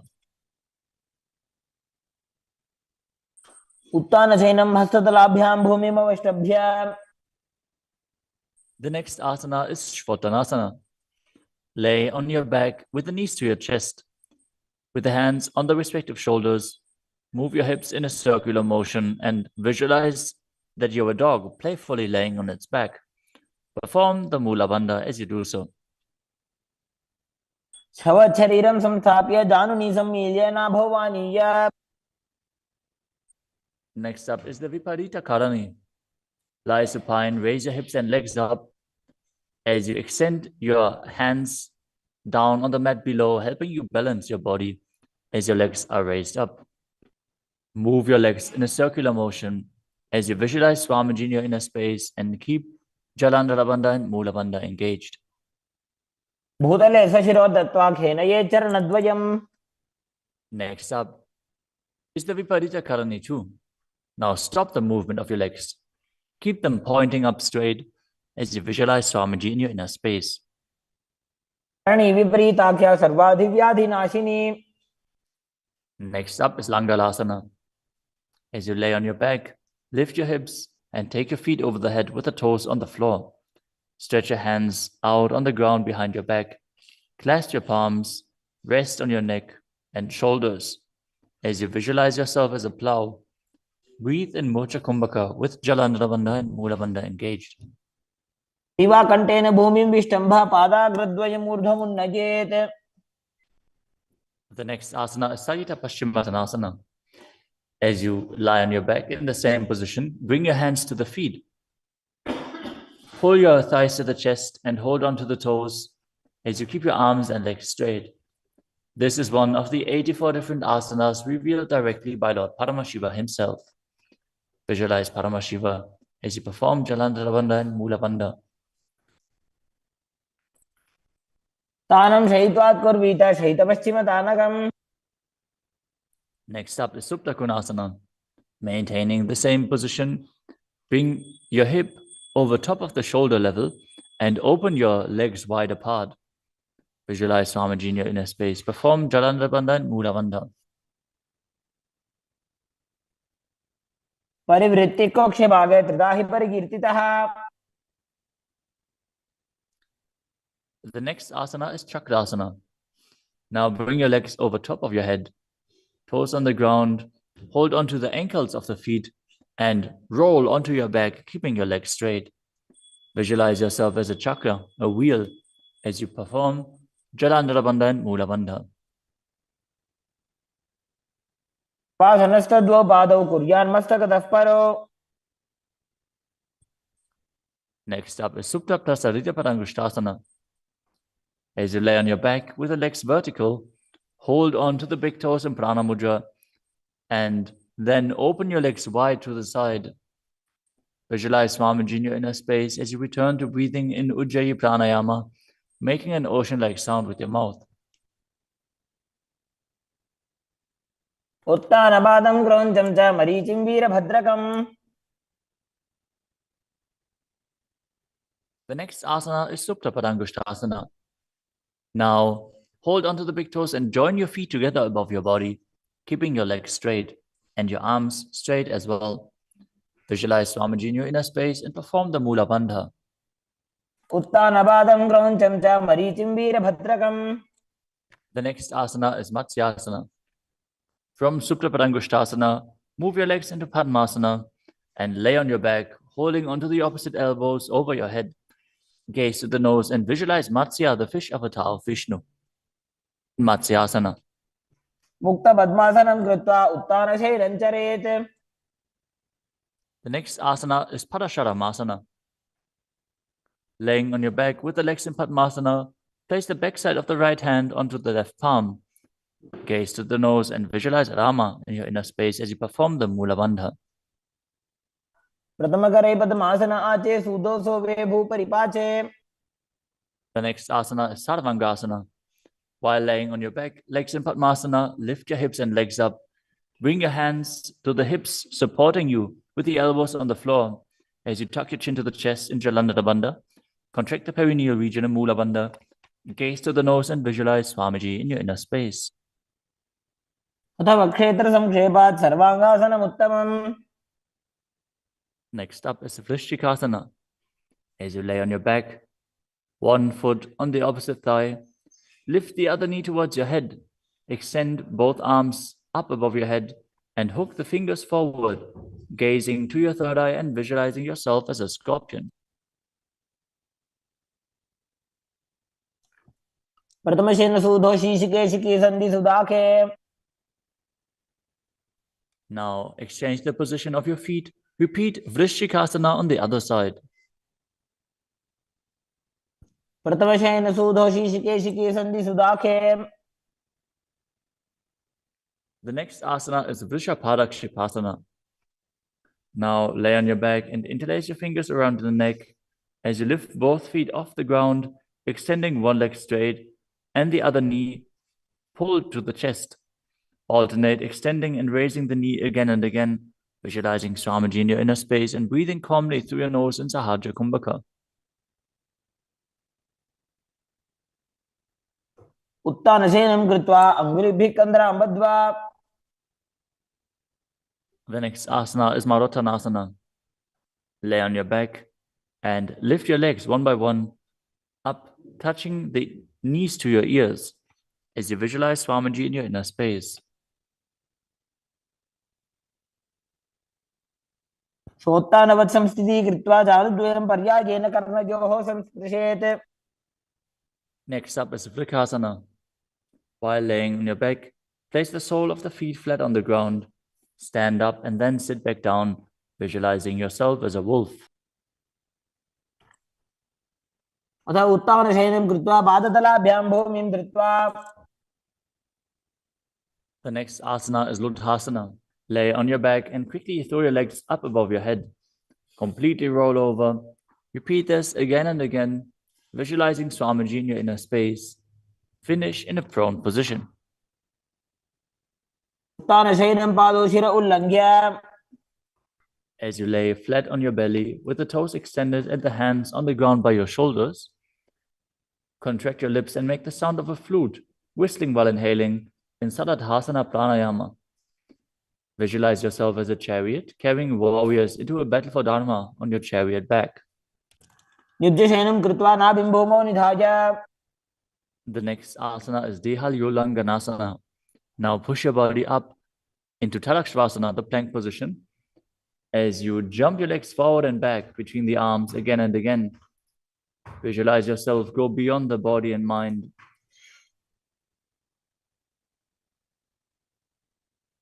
हस्तद्वयं बद्ध्वा तन्मध्यचरणद्वयम् उड्डानैव बहिरानीय. The next asana is Jatyasana. From a standing position, bend forward and place your hands on the mat, walking back and forth as you visualize yourself as a wise 60-year-old elephant. अथ जात्यासनं वक्ष्ये येन जाति स्मरो भवेत्. Next up is the Luritika Karana. Stand with your knees bent, feet pointing outwards, and bend your elbows. Keep your hands at the chest level. Swiftly move your arms across your body and then bring them back to the center. Tilt your head back, open up your chest towards the sky, and move your head in all directions. The next asana is Sarapasana. As you tie your feet with a rope, stand erect like a rod. Keep your arms at the side of your body with the hands touching your thighs. Visualize that your Kundalini, Devi, is raising and curling upwards around your body. As you breathe calmly through your nose in Sahajra Kumbhaka, leading the prana along your spine, contract the perineal region. Force the Kundalini Shakti up. As you internally chant Om Nityananda Paramashivoham. अथ सर्पासनं वक्ष्ये वायुपाणाय केवलम्. The next asana is Ushtrasadhanasana. While standing, place all fingers on the mat and then stand on your hands. Keep your feet on the fists as you begin to move and walk like a camel. Visualize yourself as a camel as you walk around on the mat.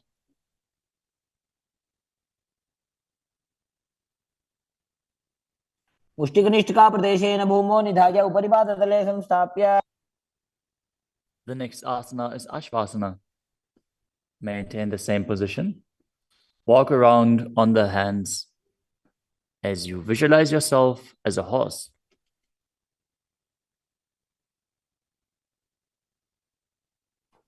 मुष्टिकनिष्ठिकाप्रदेशेन भूमौ निधाय. The next asana is Kapota Nitakasana. As you stand straight with the feet together, interlace your hands behind your back in Padusha Mudra. Pull them down towards your calves as you open up your chest widely. Visualize yourself as a soaring bird diving. पादतले भूमौ निधाय.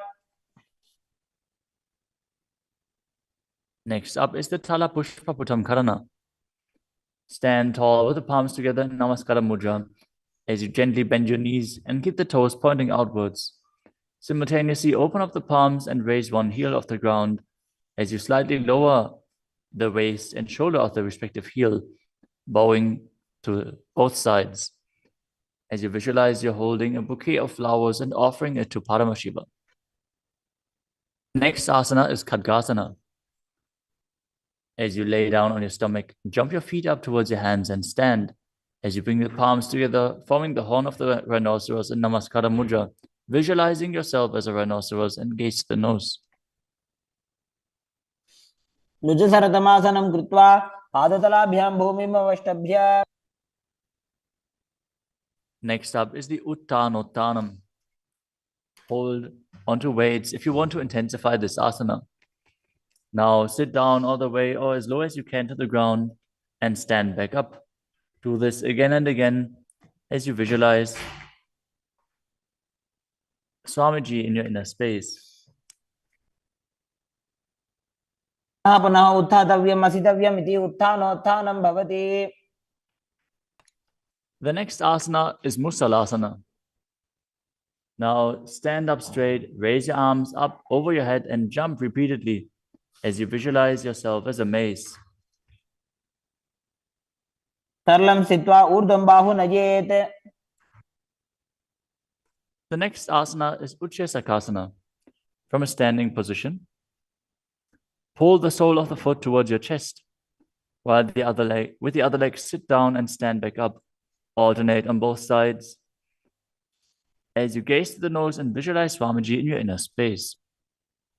एकैकं पादतलं कुक्षौ निधाय. Next up is the Parshvajanukarana. Now stand and keep one leg slightly bent with the toes pointing to the side. Bend and lift the opposite knee towards your chest, pointing the toes downwards. Keep your arms holding the knee with a hand in a fist as you place the other hand on top of the respective thigh with the fingers pointing inwards. The next asana is Tandavasana.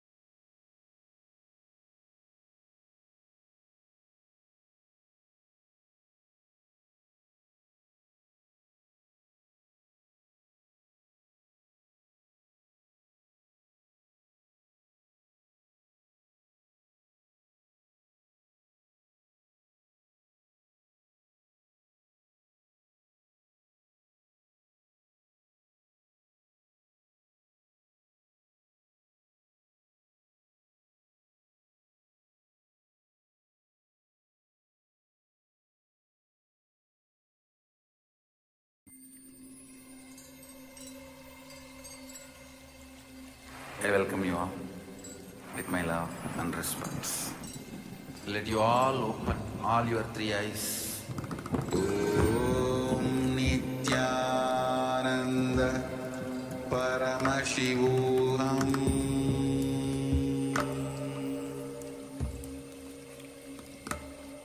Om Nityananda Paramashivoham.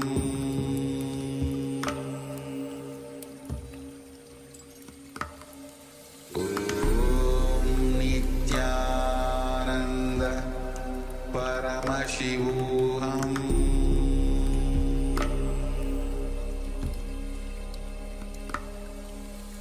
Om Nityananda Paramashivoham.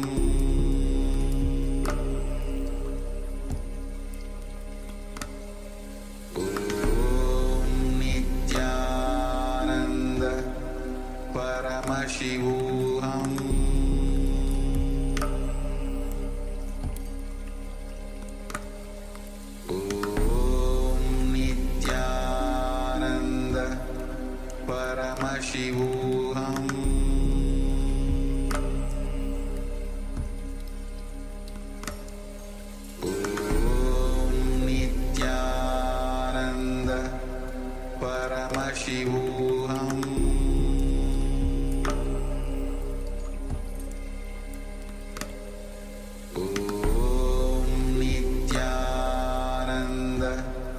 Paramashivoham.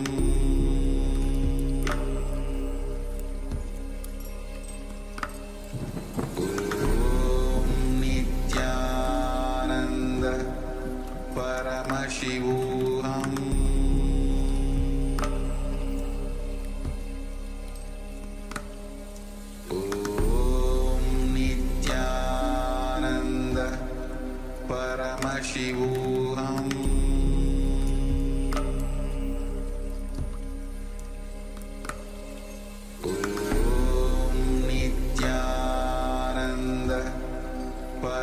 Paramashivoham.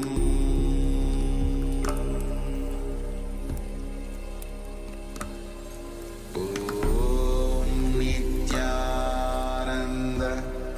Paramashivoham.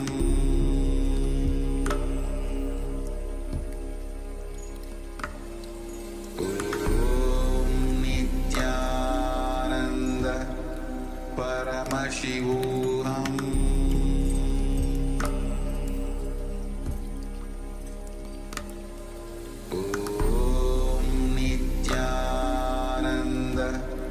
Paramashivoham.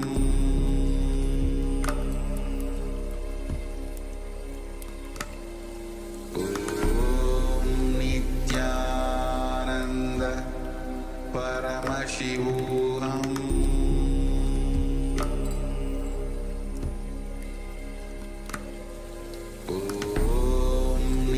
Nityananda Paramashivoham.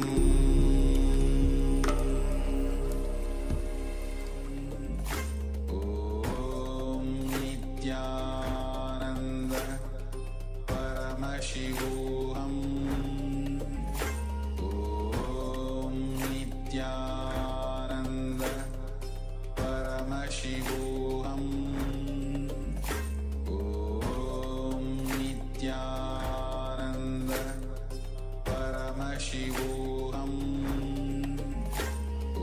Om Nityananda Paramashivoham. Om Nityananda Paramashivoham. Om Nityananda Paramashivoham. Om Nityananda Paramashivoham. Om Nityananda Paramashivoham. Om Nityananda Paramashivoham.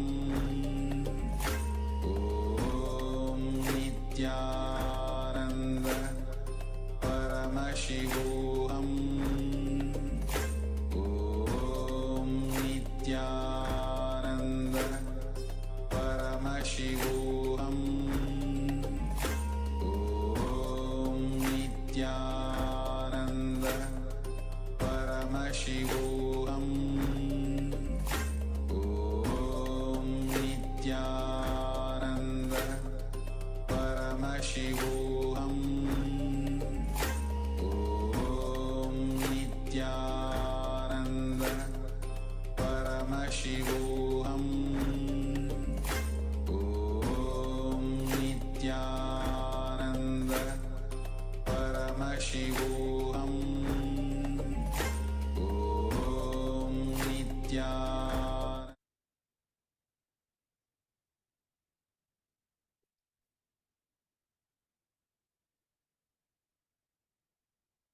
Yes.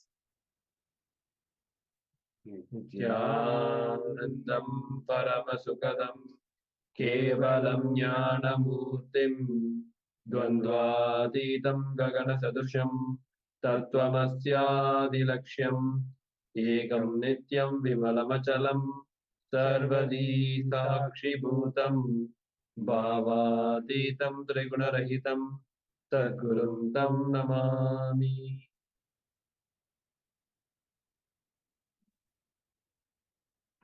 Nityanandam.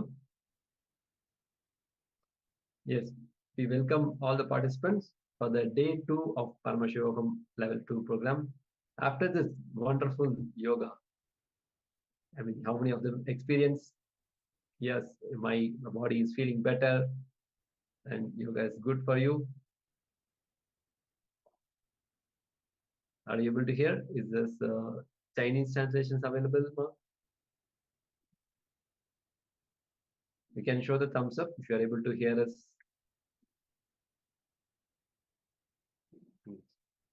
Okay, yes. Vidya Rupanaya, yes. Okay, we request all the other participants to switch on your camera and be participating in this session. Now, we are going to enter into the power manifestation. After this powerful yoga, we'll enter into the power manifestation before we enter into the further sessions.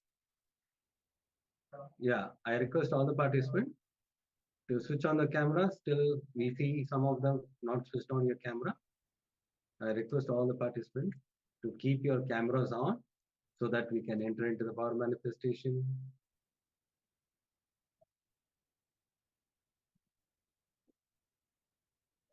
Yes. So let us now first enter into the Shastra Pramana, that is spiritual reference to manifest powers of third eye. Yes. Kapalantarmano yasya tishtannilitalochanaha kramena manaso dadya lakshayet lakshamuttamam. The translation goes, by fixing the mind on the inner space within the crown center and sitting stably without any movement of the eyes closed in succession, by that stability of the mind and inner space through the power of third eye, one directly sees the ultimate goal, Lakshyam. By having the vision beyond the sight that reveals any object or place attaining the space of oneness with the source Paramashiva. Now, let us enter into the third eye power manifestation. I request all the participants to sit straight with your head, neck, and spine in a straight line. Have your notebook and pen along with you.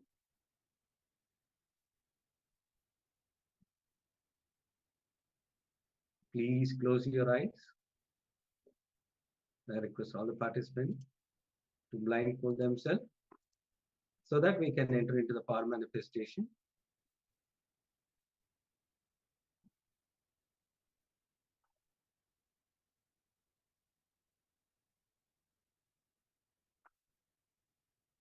Keep chanting the Mahavakya. Om Nityananda Paramashivoham. Om Nityananda Paramashivoham. Om Nityananda Paramashivoham. Yes. Keep chanting the Mahavakya intensely. Enter into the space of oneness. From the space of oneness, request Swamiji to reveal whatever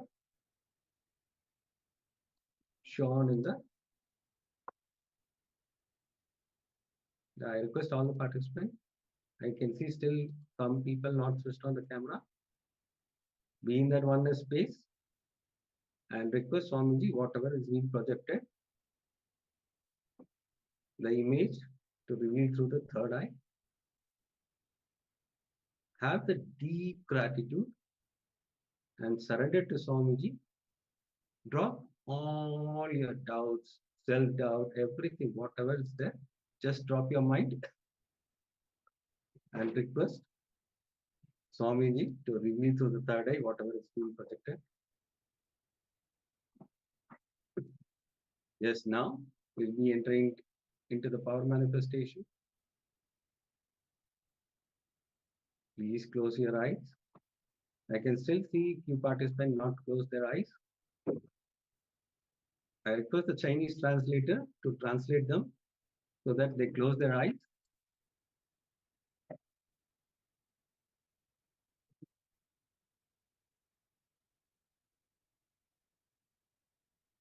Yes, keep chanting the Mahavakya intensely.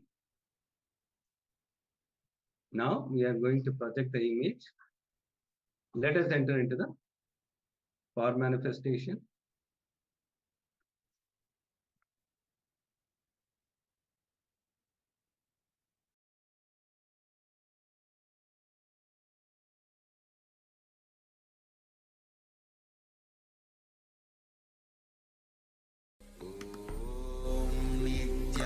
Nityananda Paramashivoham.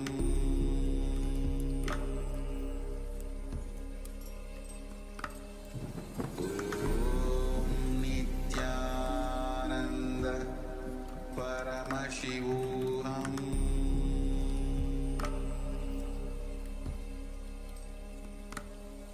Om Nityananda Paramashivoham.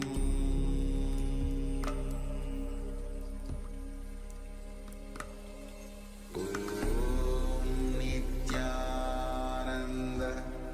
Paramashivoham.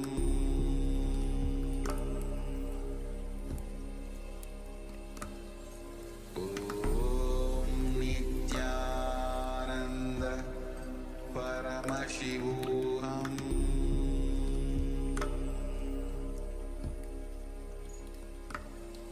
Om Nityananda Paramashivoham.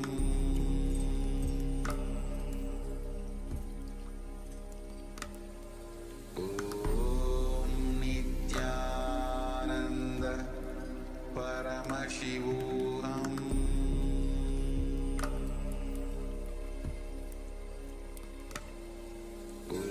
Om Nityananda Paramashivoham.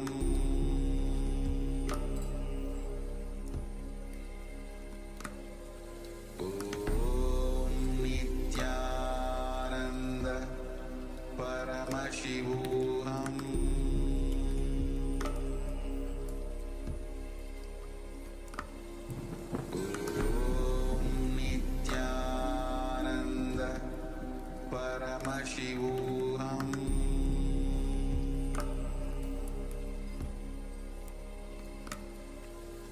Om Nityananda Paramashivoham.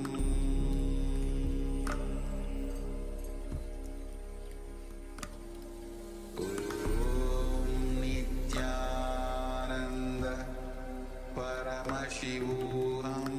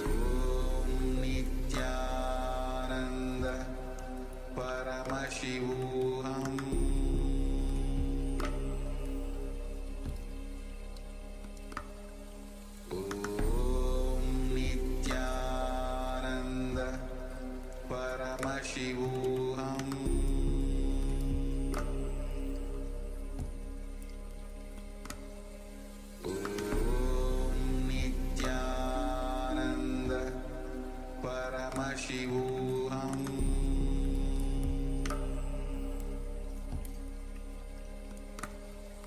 Om Nityananda Paramashivoham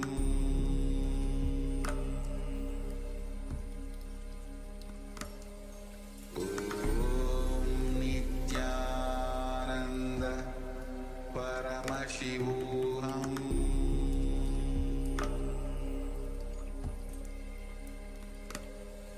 Om Nityananda Paramashivoham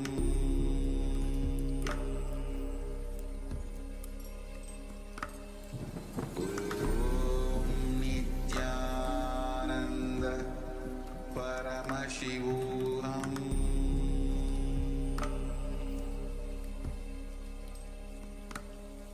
Om Nityananda Paramashivoham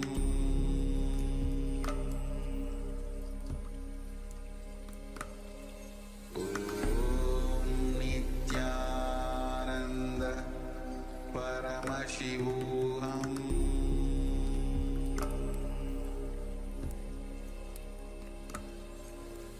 Om Nityananda Paramashivoham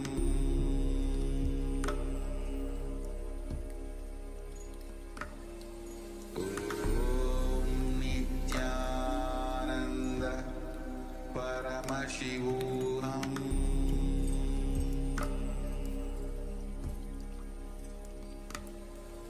Om Nityananda Paramashivoham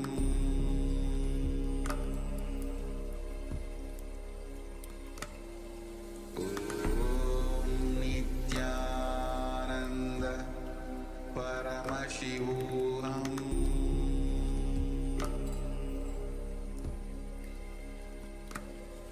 Om Nityananda Paramashivoham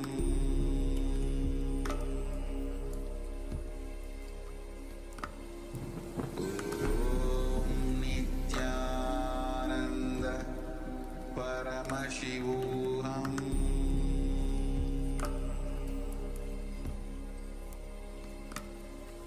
Om Nityananda Paramashivoham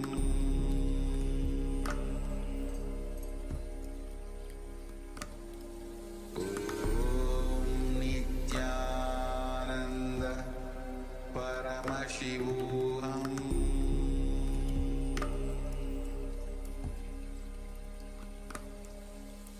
Om Nityananda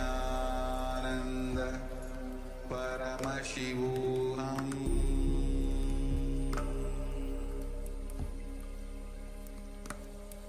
Om Nityananda Paramashivoham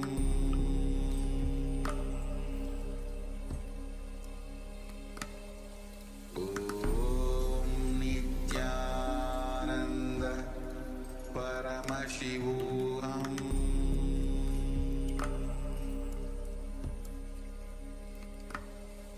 Om Nityananda Paramashivoham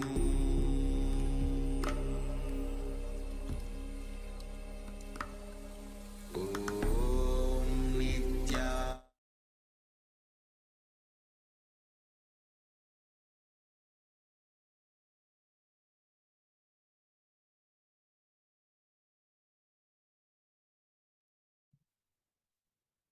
Yes. Now you can open your eyes.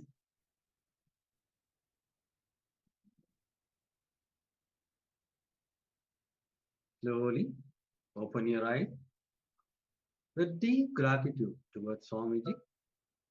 Whatever Swamiji reveals through the third eye, you can put it in the chat so that we can help you in the power manifestation.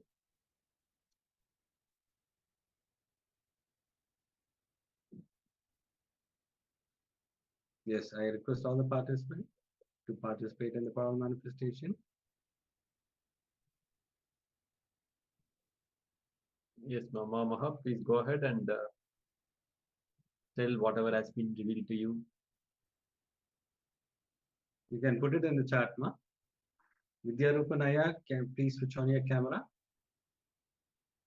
Ma Cuisine Weng, please switch on your camera.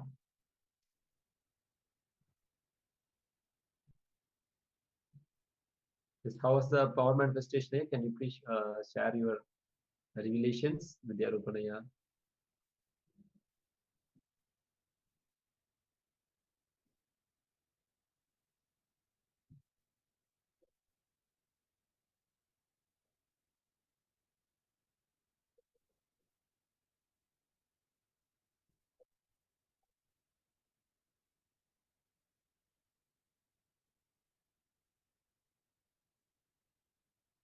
Ma Cuisine Weng, please switch on your camera.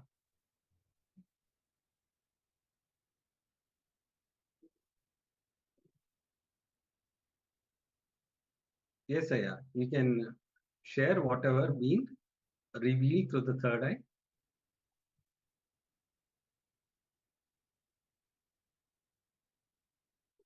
Okay, let's see. So now we are going to project the image.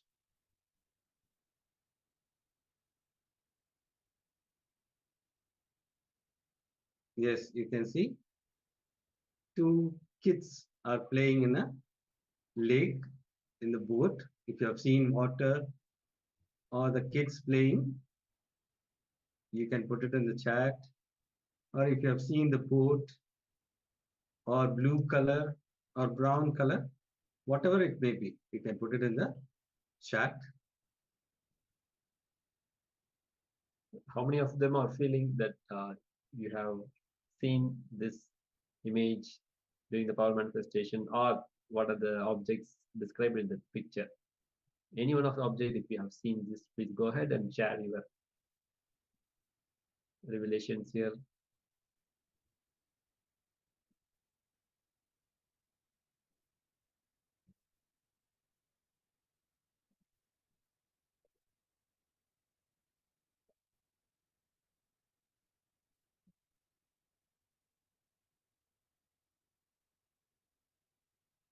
Okay, now let the participants keep sharing their revelations.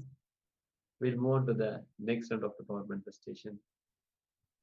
Yes, now let's enter into the second round of power manifestation. I request all the participants to sit straight with your head, neck, and spine in a straight line. Close your eyes, blindfold yourself, and chant the Mahavakya intensely. Enter into the space of oneness. Remember Swamiji through the third eye, and whatever Swamiji reveals through the third eye, request Swamiji to reveal through the third eye whatever is being projected. Be in that oneness space. Physically, your two eyes should be closed. I can see still some of them have not closed their eyes. Physical eyes you need to close, and you have to see through the third eye.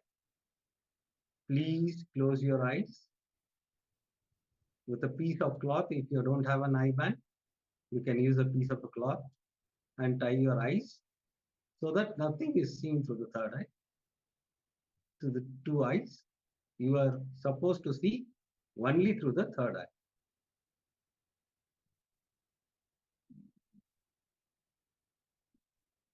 Intensely chant the Mahavakya. Om Nityananda Paramashivoham. Om Nityananda Paramashivoham. Om Nityananda Paramashivoham. Be in that space of oneness. We are going to project the image. Let's enter into the power manifestation. Om Nityananda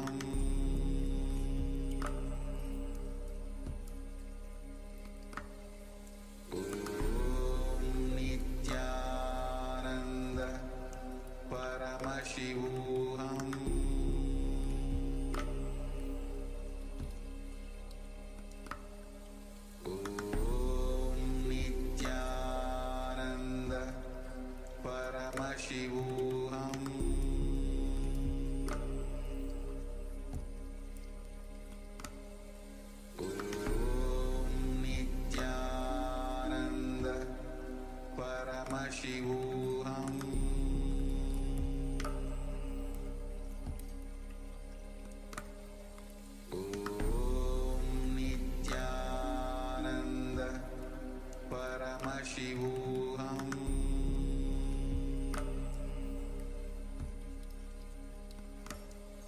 Om Nityananda Paramashivoham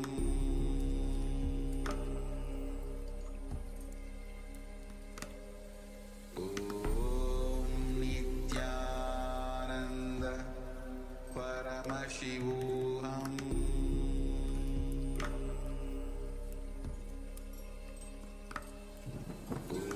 Om Nityananda Paramashivoham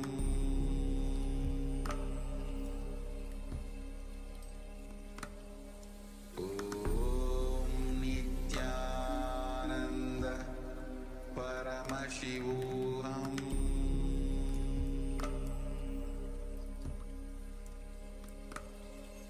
Om Nityananda Paramashivoham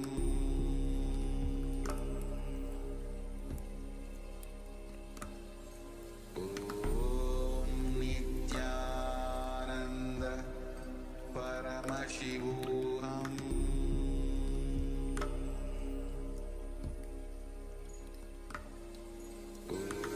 Om Nityananda Paramashivoham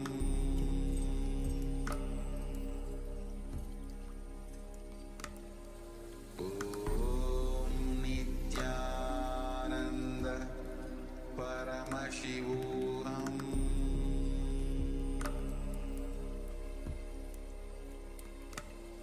Om Nityananda Paramashivoham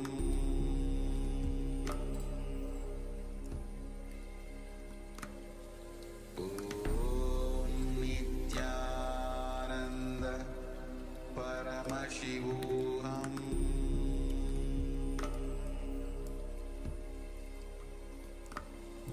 Om Nityananda Paramashivoham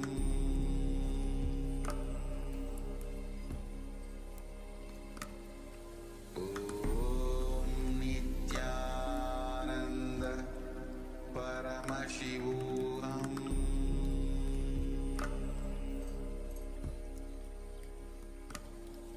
Om Nityananda Paramashivoham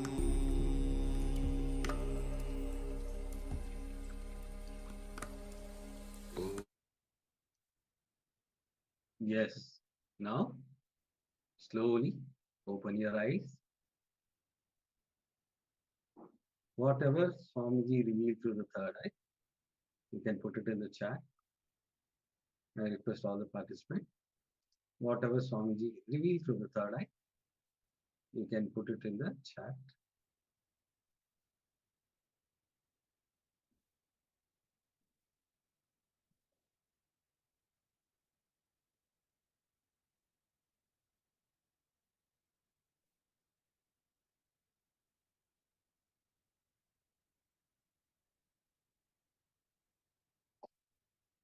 Now, we'll be projecting the image.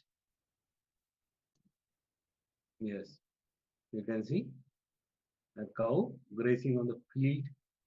If you have seen a mountain or trees or cows, you can put it in the chat. If you see any greenery, any blue color, if you see any similar kind of colors also, please go ahead and yes, the black patch or the white color on the cows. If you have seen any of this, you can put it in the chat.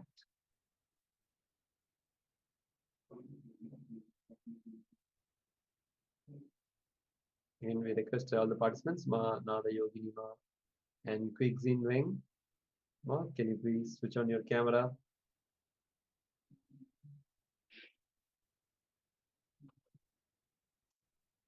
Only if you participate, then we can help you in the power manifestation. The more and more you manifest the powers, that will help you to have a breakthrough in your life.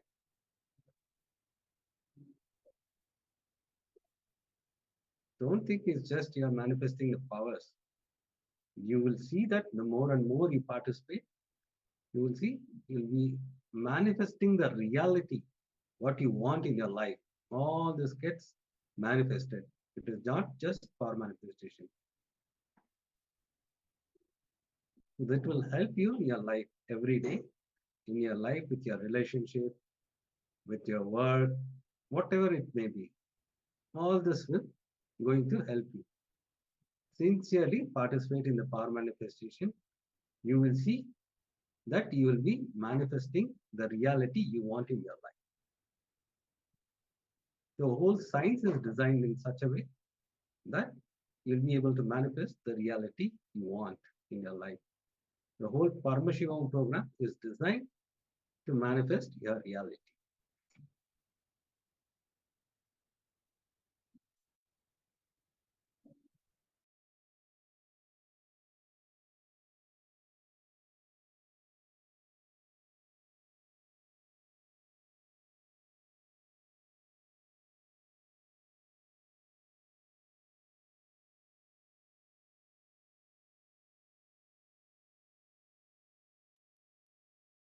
Please open your eyes.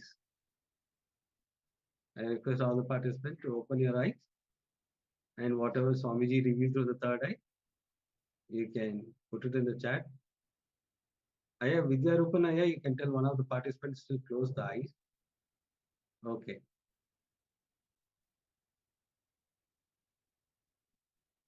Yes, whatever Swamiji revealed through the third eye, please put it in the chat. Drop all your self-doubt, whatever. It might be a powerful cognition, it might be a word, it might be some letter, whatever it may be, you can put it in the chat.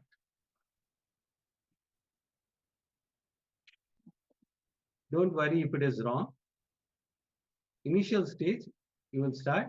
The more and more you start manifesting this power of third eye, you'll be able to manifest it very easy.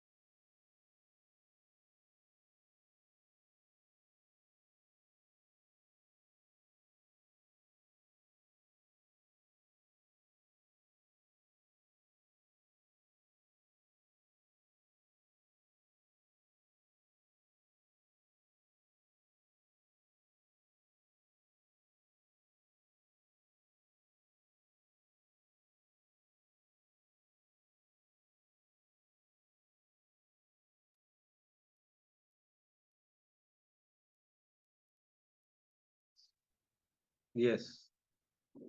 Now we will be entering into the powerful satsang. Today's topic will be on integrity. So let's understand what is integrity.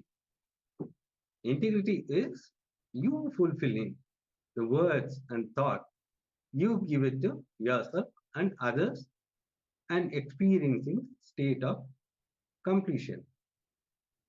Listen, integrity means you fulfilling the word and thought you give it to you and others and experiencing with you and others. So now let us enter into the powerful session from Swamiji. Please have your notebooks and pen along with you so that we can enter into the session. Quickly, you can grab water or hot chocolate so that we can enter into the powerful session from the Swamiji. And please have your book and pen now. So whatever powerful cognition you get through the satsang, you can pen it down, which will help you in your life. Whenever you have a problem, this powerful cognition will help you.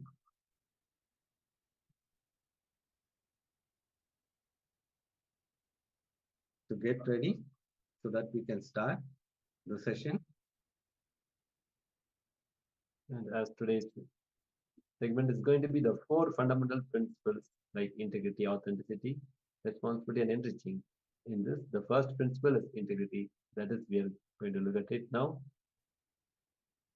Let us sit straight and to welcome Swamiji. We are going to hear directly from Supreme Point of Hinduism with more and more deeper truths about integrity.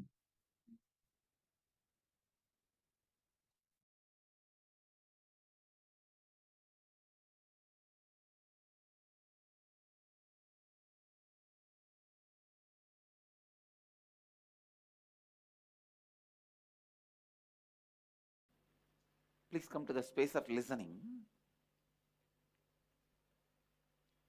The principles based on which the whole cosmos functions, more than the principle, they are your birthright. Understand this one example.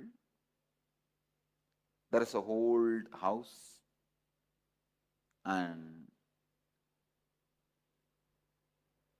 house has one room which is locked for centuries. Nobody knows what is there in that.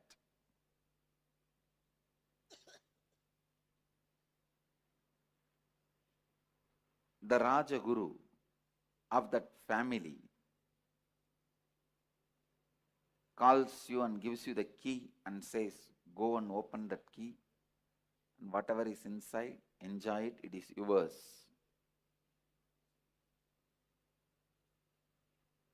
Naturally, you say, no, I have a lot of work. Why one more work? I am not interested. Who will go into the house and who will go into the room and who will open?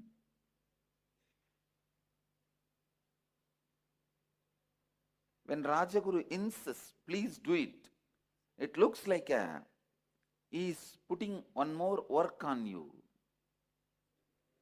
He is putting one more responsibility on you. He is forcing you to do something. But when you go and open the door and see the treasure, large treasury. Any of you have seen literally with your eyes any treasury? Any of you?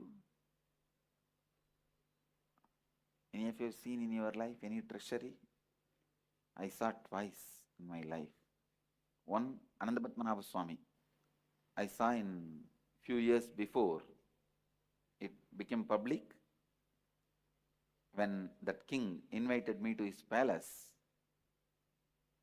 That is now overnight it has become world's richest spiritual institution. In Kerala, nearby a state, there is a temple, Padmanabha Swami temple.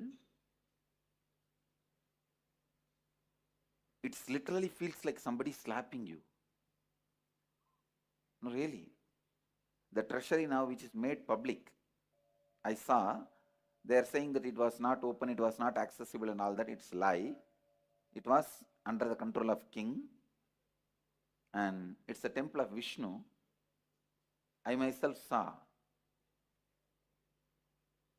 It's literally like you faint. Because each diamond, see, actually when I went, it was all packed in gunny bags. When they showed me, something like a 90 gunny bag. And I asked him, what is there in this gunny bag? Why are you keeping this in the underground room? Oh, Swamiji, that and all is diamonds. And if you see, there's a photograph also. Few photographs we have with that king in palace, and when he was taking me around the treasury, of course, we could not complete seeing.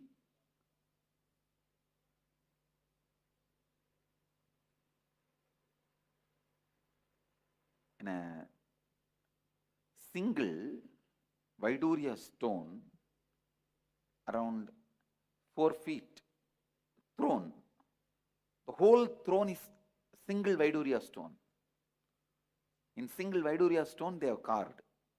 I don't know how many 1,000 crore it will be. And once I saw the Venkateshwara's treasury, Tirupati Venkateshwara's treasury. Anyhow, I'm just giving you the idea of what is treasury. If you find the treasury in that room and make it as yours, after that, will you feel what that Rajaguru was telling you is a responsibility, is a work? No, it's your birthright. Please understand. Before you open the door and acquire the treasury, acquire the treasure, it's a work. After you acquire the treasure, it's your birthright. Exactly the same way, these principles, these 4 principles, before you live them and start opening up to all the treasures of these 4 principles, extraordinary powers which you will be receiving by these 4 principles. Please listen. Before the extraordinary powers of these 4 principles becomes available to you, living this may look like a responsibility. Please listen. Come to the space of listening. Before you experience the powerful principles expressing miracles through you, it is like a responsibility. But once you open the treasury, the powerful powers which comes to you by internalizing these principles, it's your birthright. How many of you are able to cognize what I am saying? So these 4 principles are not one more responsibility I am adding to you, one more rule I am adding to you, one more law I am adding to you.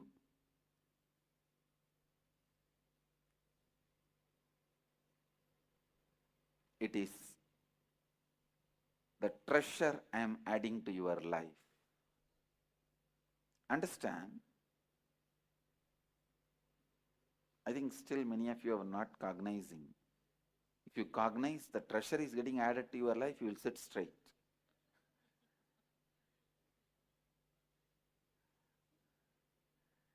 Anyhow,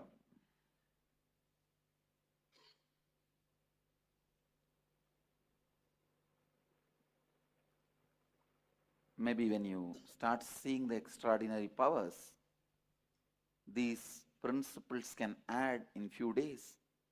You will see that excitement happening in you. You will see that experience happening in you.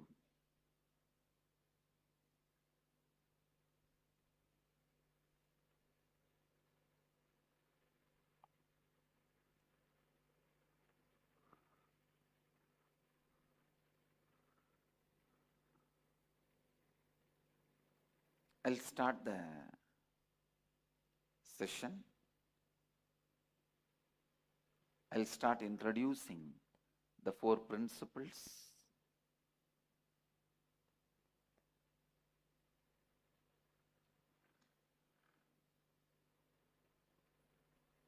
First principle, please come to the space of listening.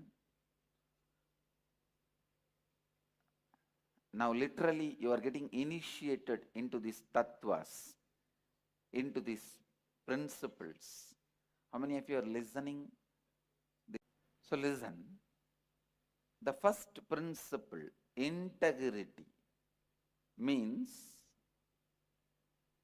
integrity is you fulfilling the word and thought you give it to yourself and to others, and experiencing state of completion with you and with life. Listen.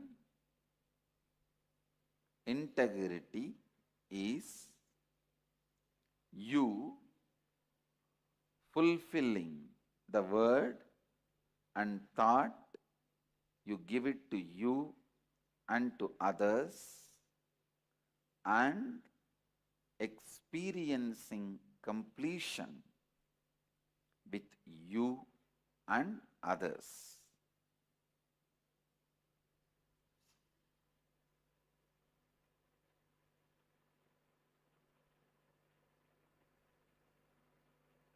Integrity is not social ethics, morality. No. I am not talking about integrity as a social ethics or as a morality. I am talking about integrity as a spiritual principle. See, society teaches you, whatever word you give it to others, please honor it, and you have to honor it.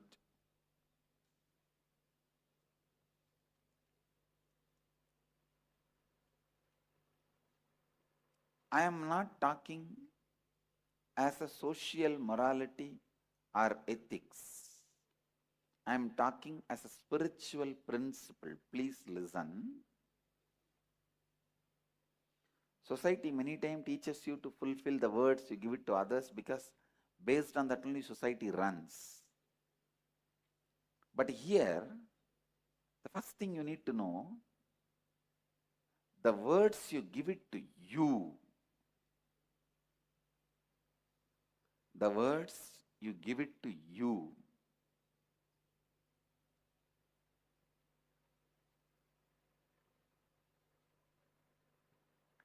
start honoring the words you give it to you.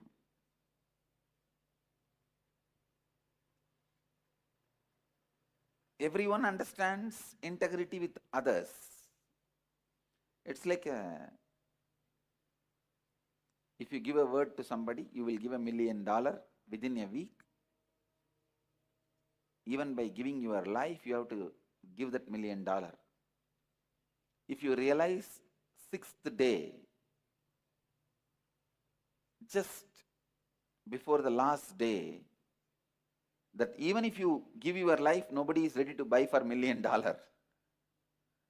You can't fulfill your word. At least call and complete with that person. Tell that person, I can't give you the $1 million before, ahead of the time of the commitment. Even that is integrity. If you complete with that person, I can't do, and stop the mess you are creating in others' life, that is also integrity. This is more external world that everyone understands. But the real integrity starts with the words you give it to you. Please listen. With the words you give it to you.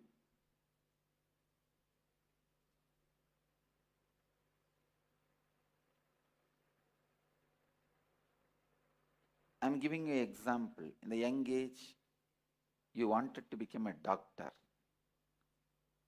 Means you already gave a word to you that I will become a doctor. If you don't,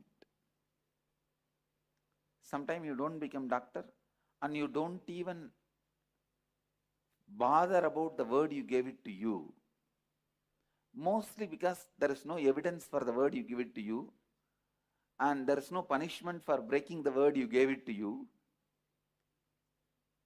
Because nobody else is involved, you do not care about the words you give it to you. Please understand, the more and more you disrespect the words you give it to you, the more and more you will lose respect on you. Please listen. The more and more you disrespect the words you give it to you, the more and more you will lose respect for you.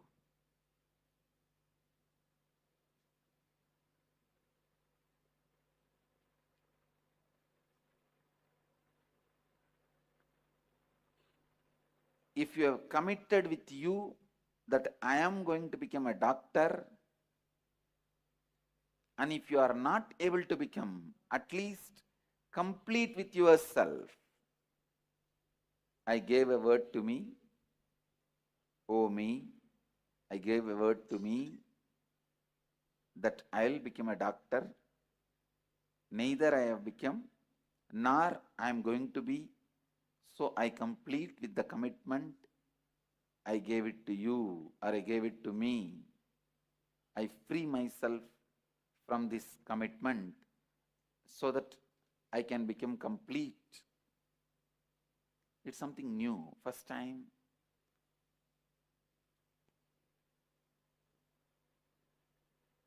Many of us even will be thinking. And you know the worst thing, not only we don't honor the words we gave it to us, and we neither complete with the words we give it to us, because this becomes a pattern, we don't even remember the words we gave it to ourselves. How many of you understand that? We don't even remember the words we gave it to us.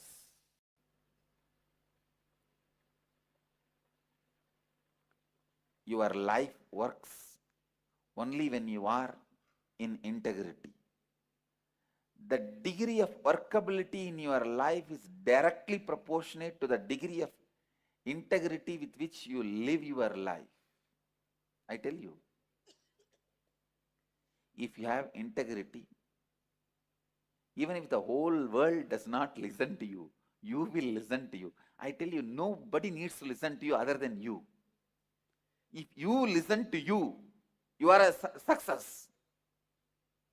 You are a winner. Nobody can do anything to you.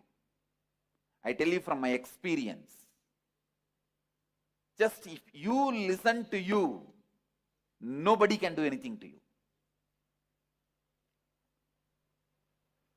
The being who is in completion, nobody can do anything. Because cosmos wants him alive. Life wants him alive.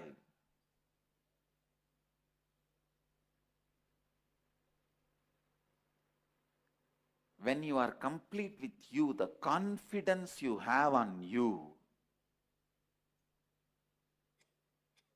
understand? When you are complete with you, the confidence you have on you, confidence the completion with you brings.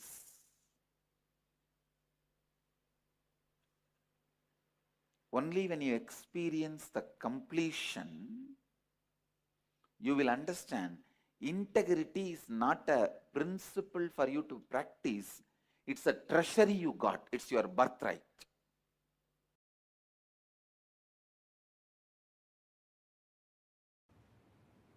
strange conclusions you create in your life without simple integrity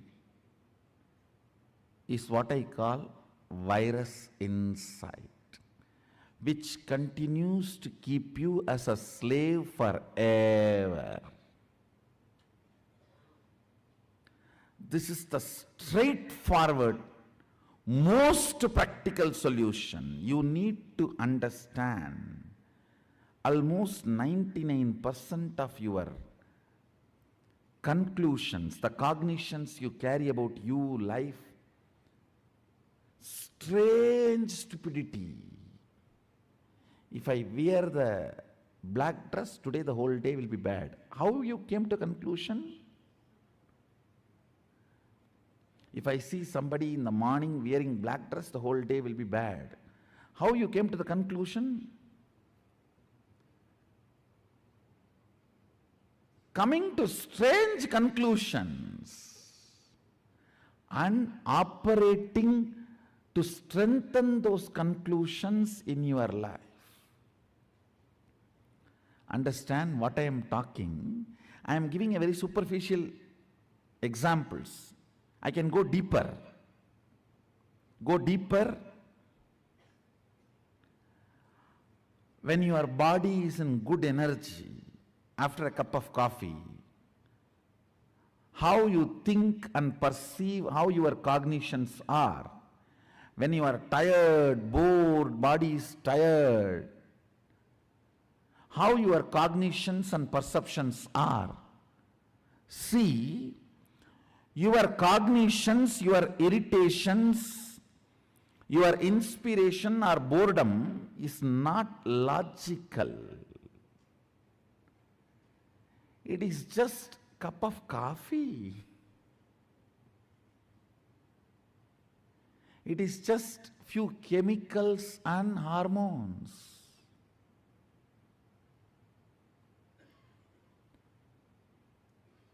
Distrusting your cognitions and trusting integrity as your software. Listen. Just disowning all your cognitions, deciding to catch up with the integrity. Integrity means I am defining. Every thought current you cherish, you should put your whole being to fulfill it, because every thought current you cherish is a promise you are giving to yourself. Either you put your whole being to complete it, fulfill it, or you drop it and complete it. That's all is integrity towards yourself. Listen, I'll repeat once more. Every thought current you cherish is a word you give it to you. So you should work putting your whole energy to make it into reality. If you are sure you can't make it into reality, complete and drop it. Don't entertain, enjoy anymore. Do not date if you are not going to commit.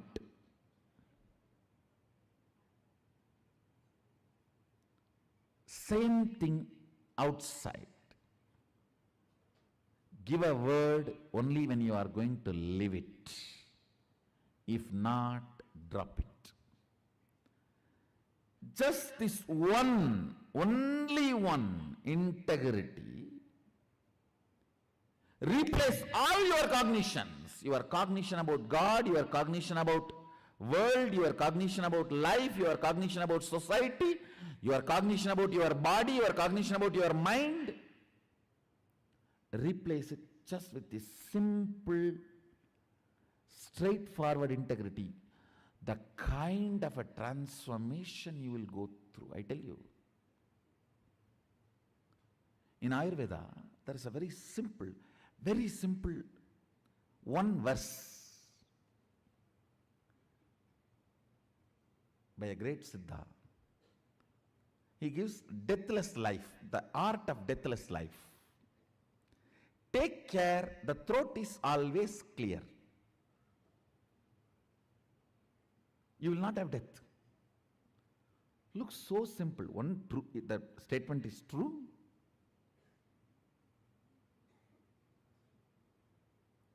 Second,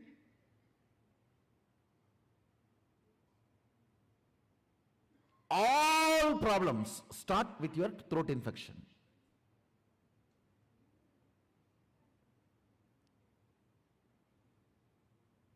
If you can take care, the pashana, the medicine is stored in the throat, you will never, not only you will never die, you will never age old. That is actually the symbolic representation of Sadashiva having poison in the throat. Poison clears any infection even before it starts.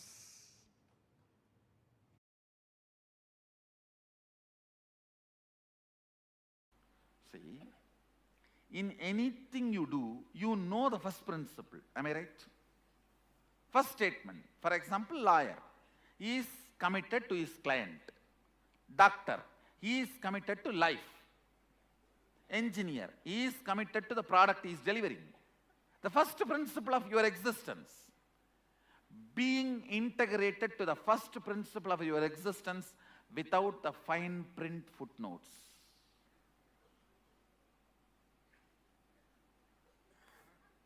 See, all of you know the first principle of your existence. Am I right?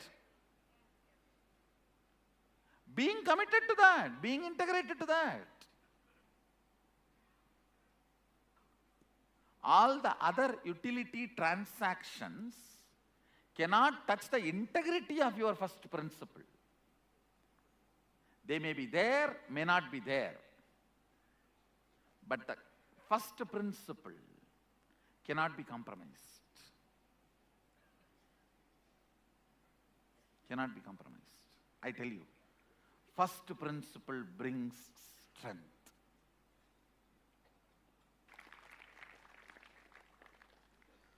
Understand? Integrity to first principle is strength. That is what Sadashiva calls it as Swadharma. He uses the word Swadharma in Agama. Means your first principle is Swadharma. All of you are very clear about your first principle. Am I right? What is your first principle? Means your declaration about you to the world. All of you know your first principle. Being integrated to that, that's all. Swamiji, when you say we know the first principle, is it something that changes from time to time, isn't it? Time to time. Yeah. I should say, the practical application may change time to time, but not the first principle itself. First principle itself does not change time to time. Surely it doesn't change. Like you said, if someone becomes a doctor, or then he wants to become an engineer, then Oh, no, what I am saying, that time what I said, multidimensional. That I used. Here what I said is, your main commitment. Even if you are doing multidimensional, then your first principle should be, when I am declaring myself as a doctor, I am committed to life. When I am declaring myself as a lawyer, I am committed to client. When I am declaring myself as an engineer, I am committed to the delivery of the product. That's all. So that's the first principle. What I am declaring, that forms my first principle. Your first principle is your Swadharma. And being integrated to your Swadharma without shaking or letting your integrity to be shaken by any of the outcomes and side effects. Whether you are praised or blamed or showered, supported or beaten, being integrated to your first principle.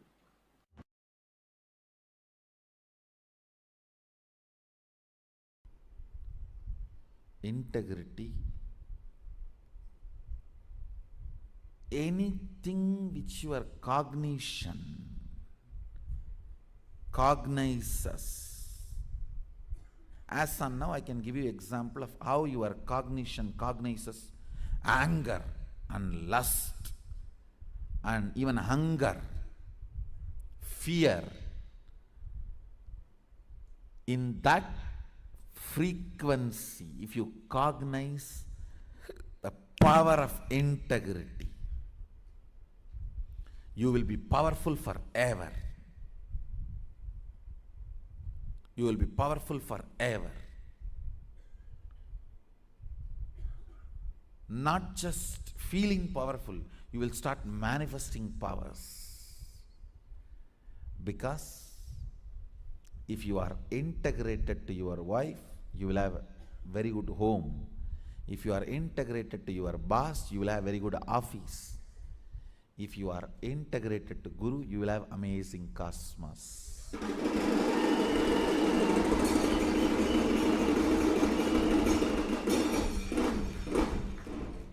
Your integrity is directly integrity to me.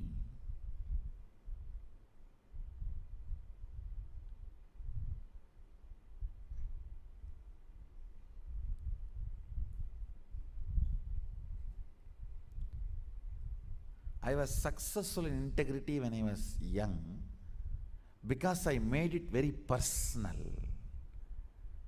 Like I have to get up and run because I'm going to see Arunagiri Yogeshwara. It was such personal, intimate experience. I became successful in integrity.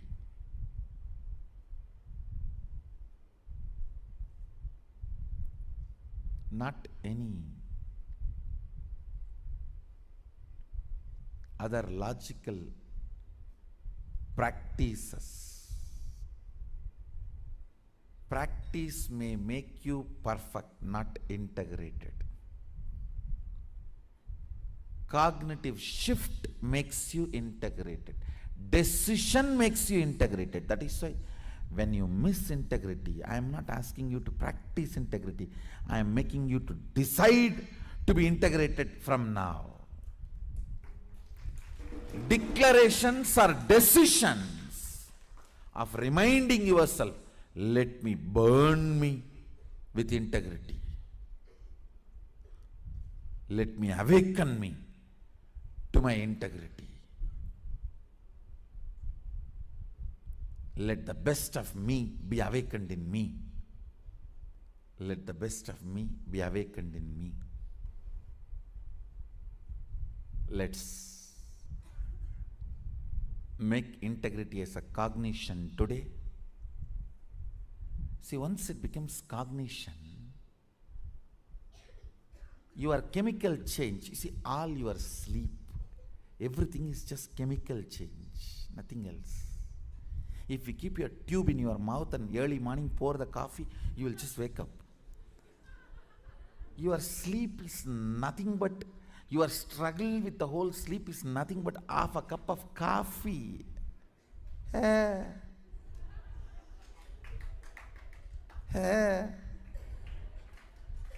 really.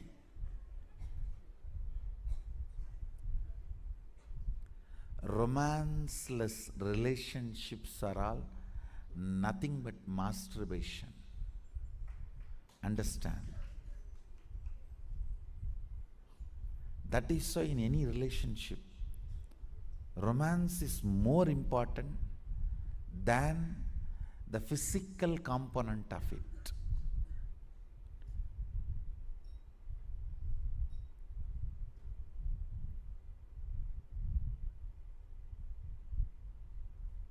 All your struggle with the sleep or tiredness or boredom is nothing but simple chemical imbalance. If you are feeling sleepy, tired, tell yourself it is not mental, it is just physical chemical imbalance.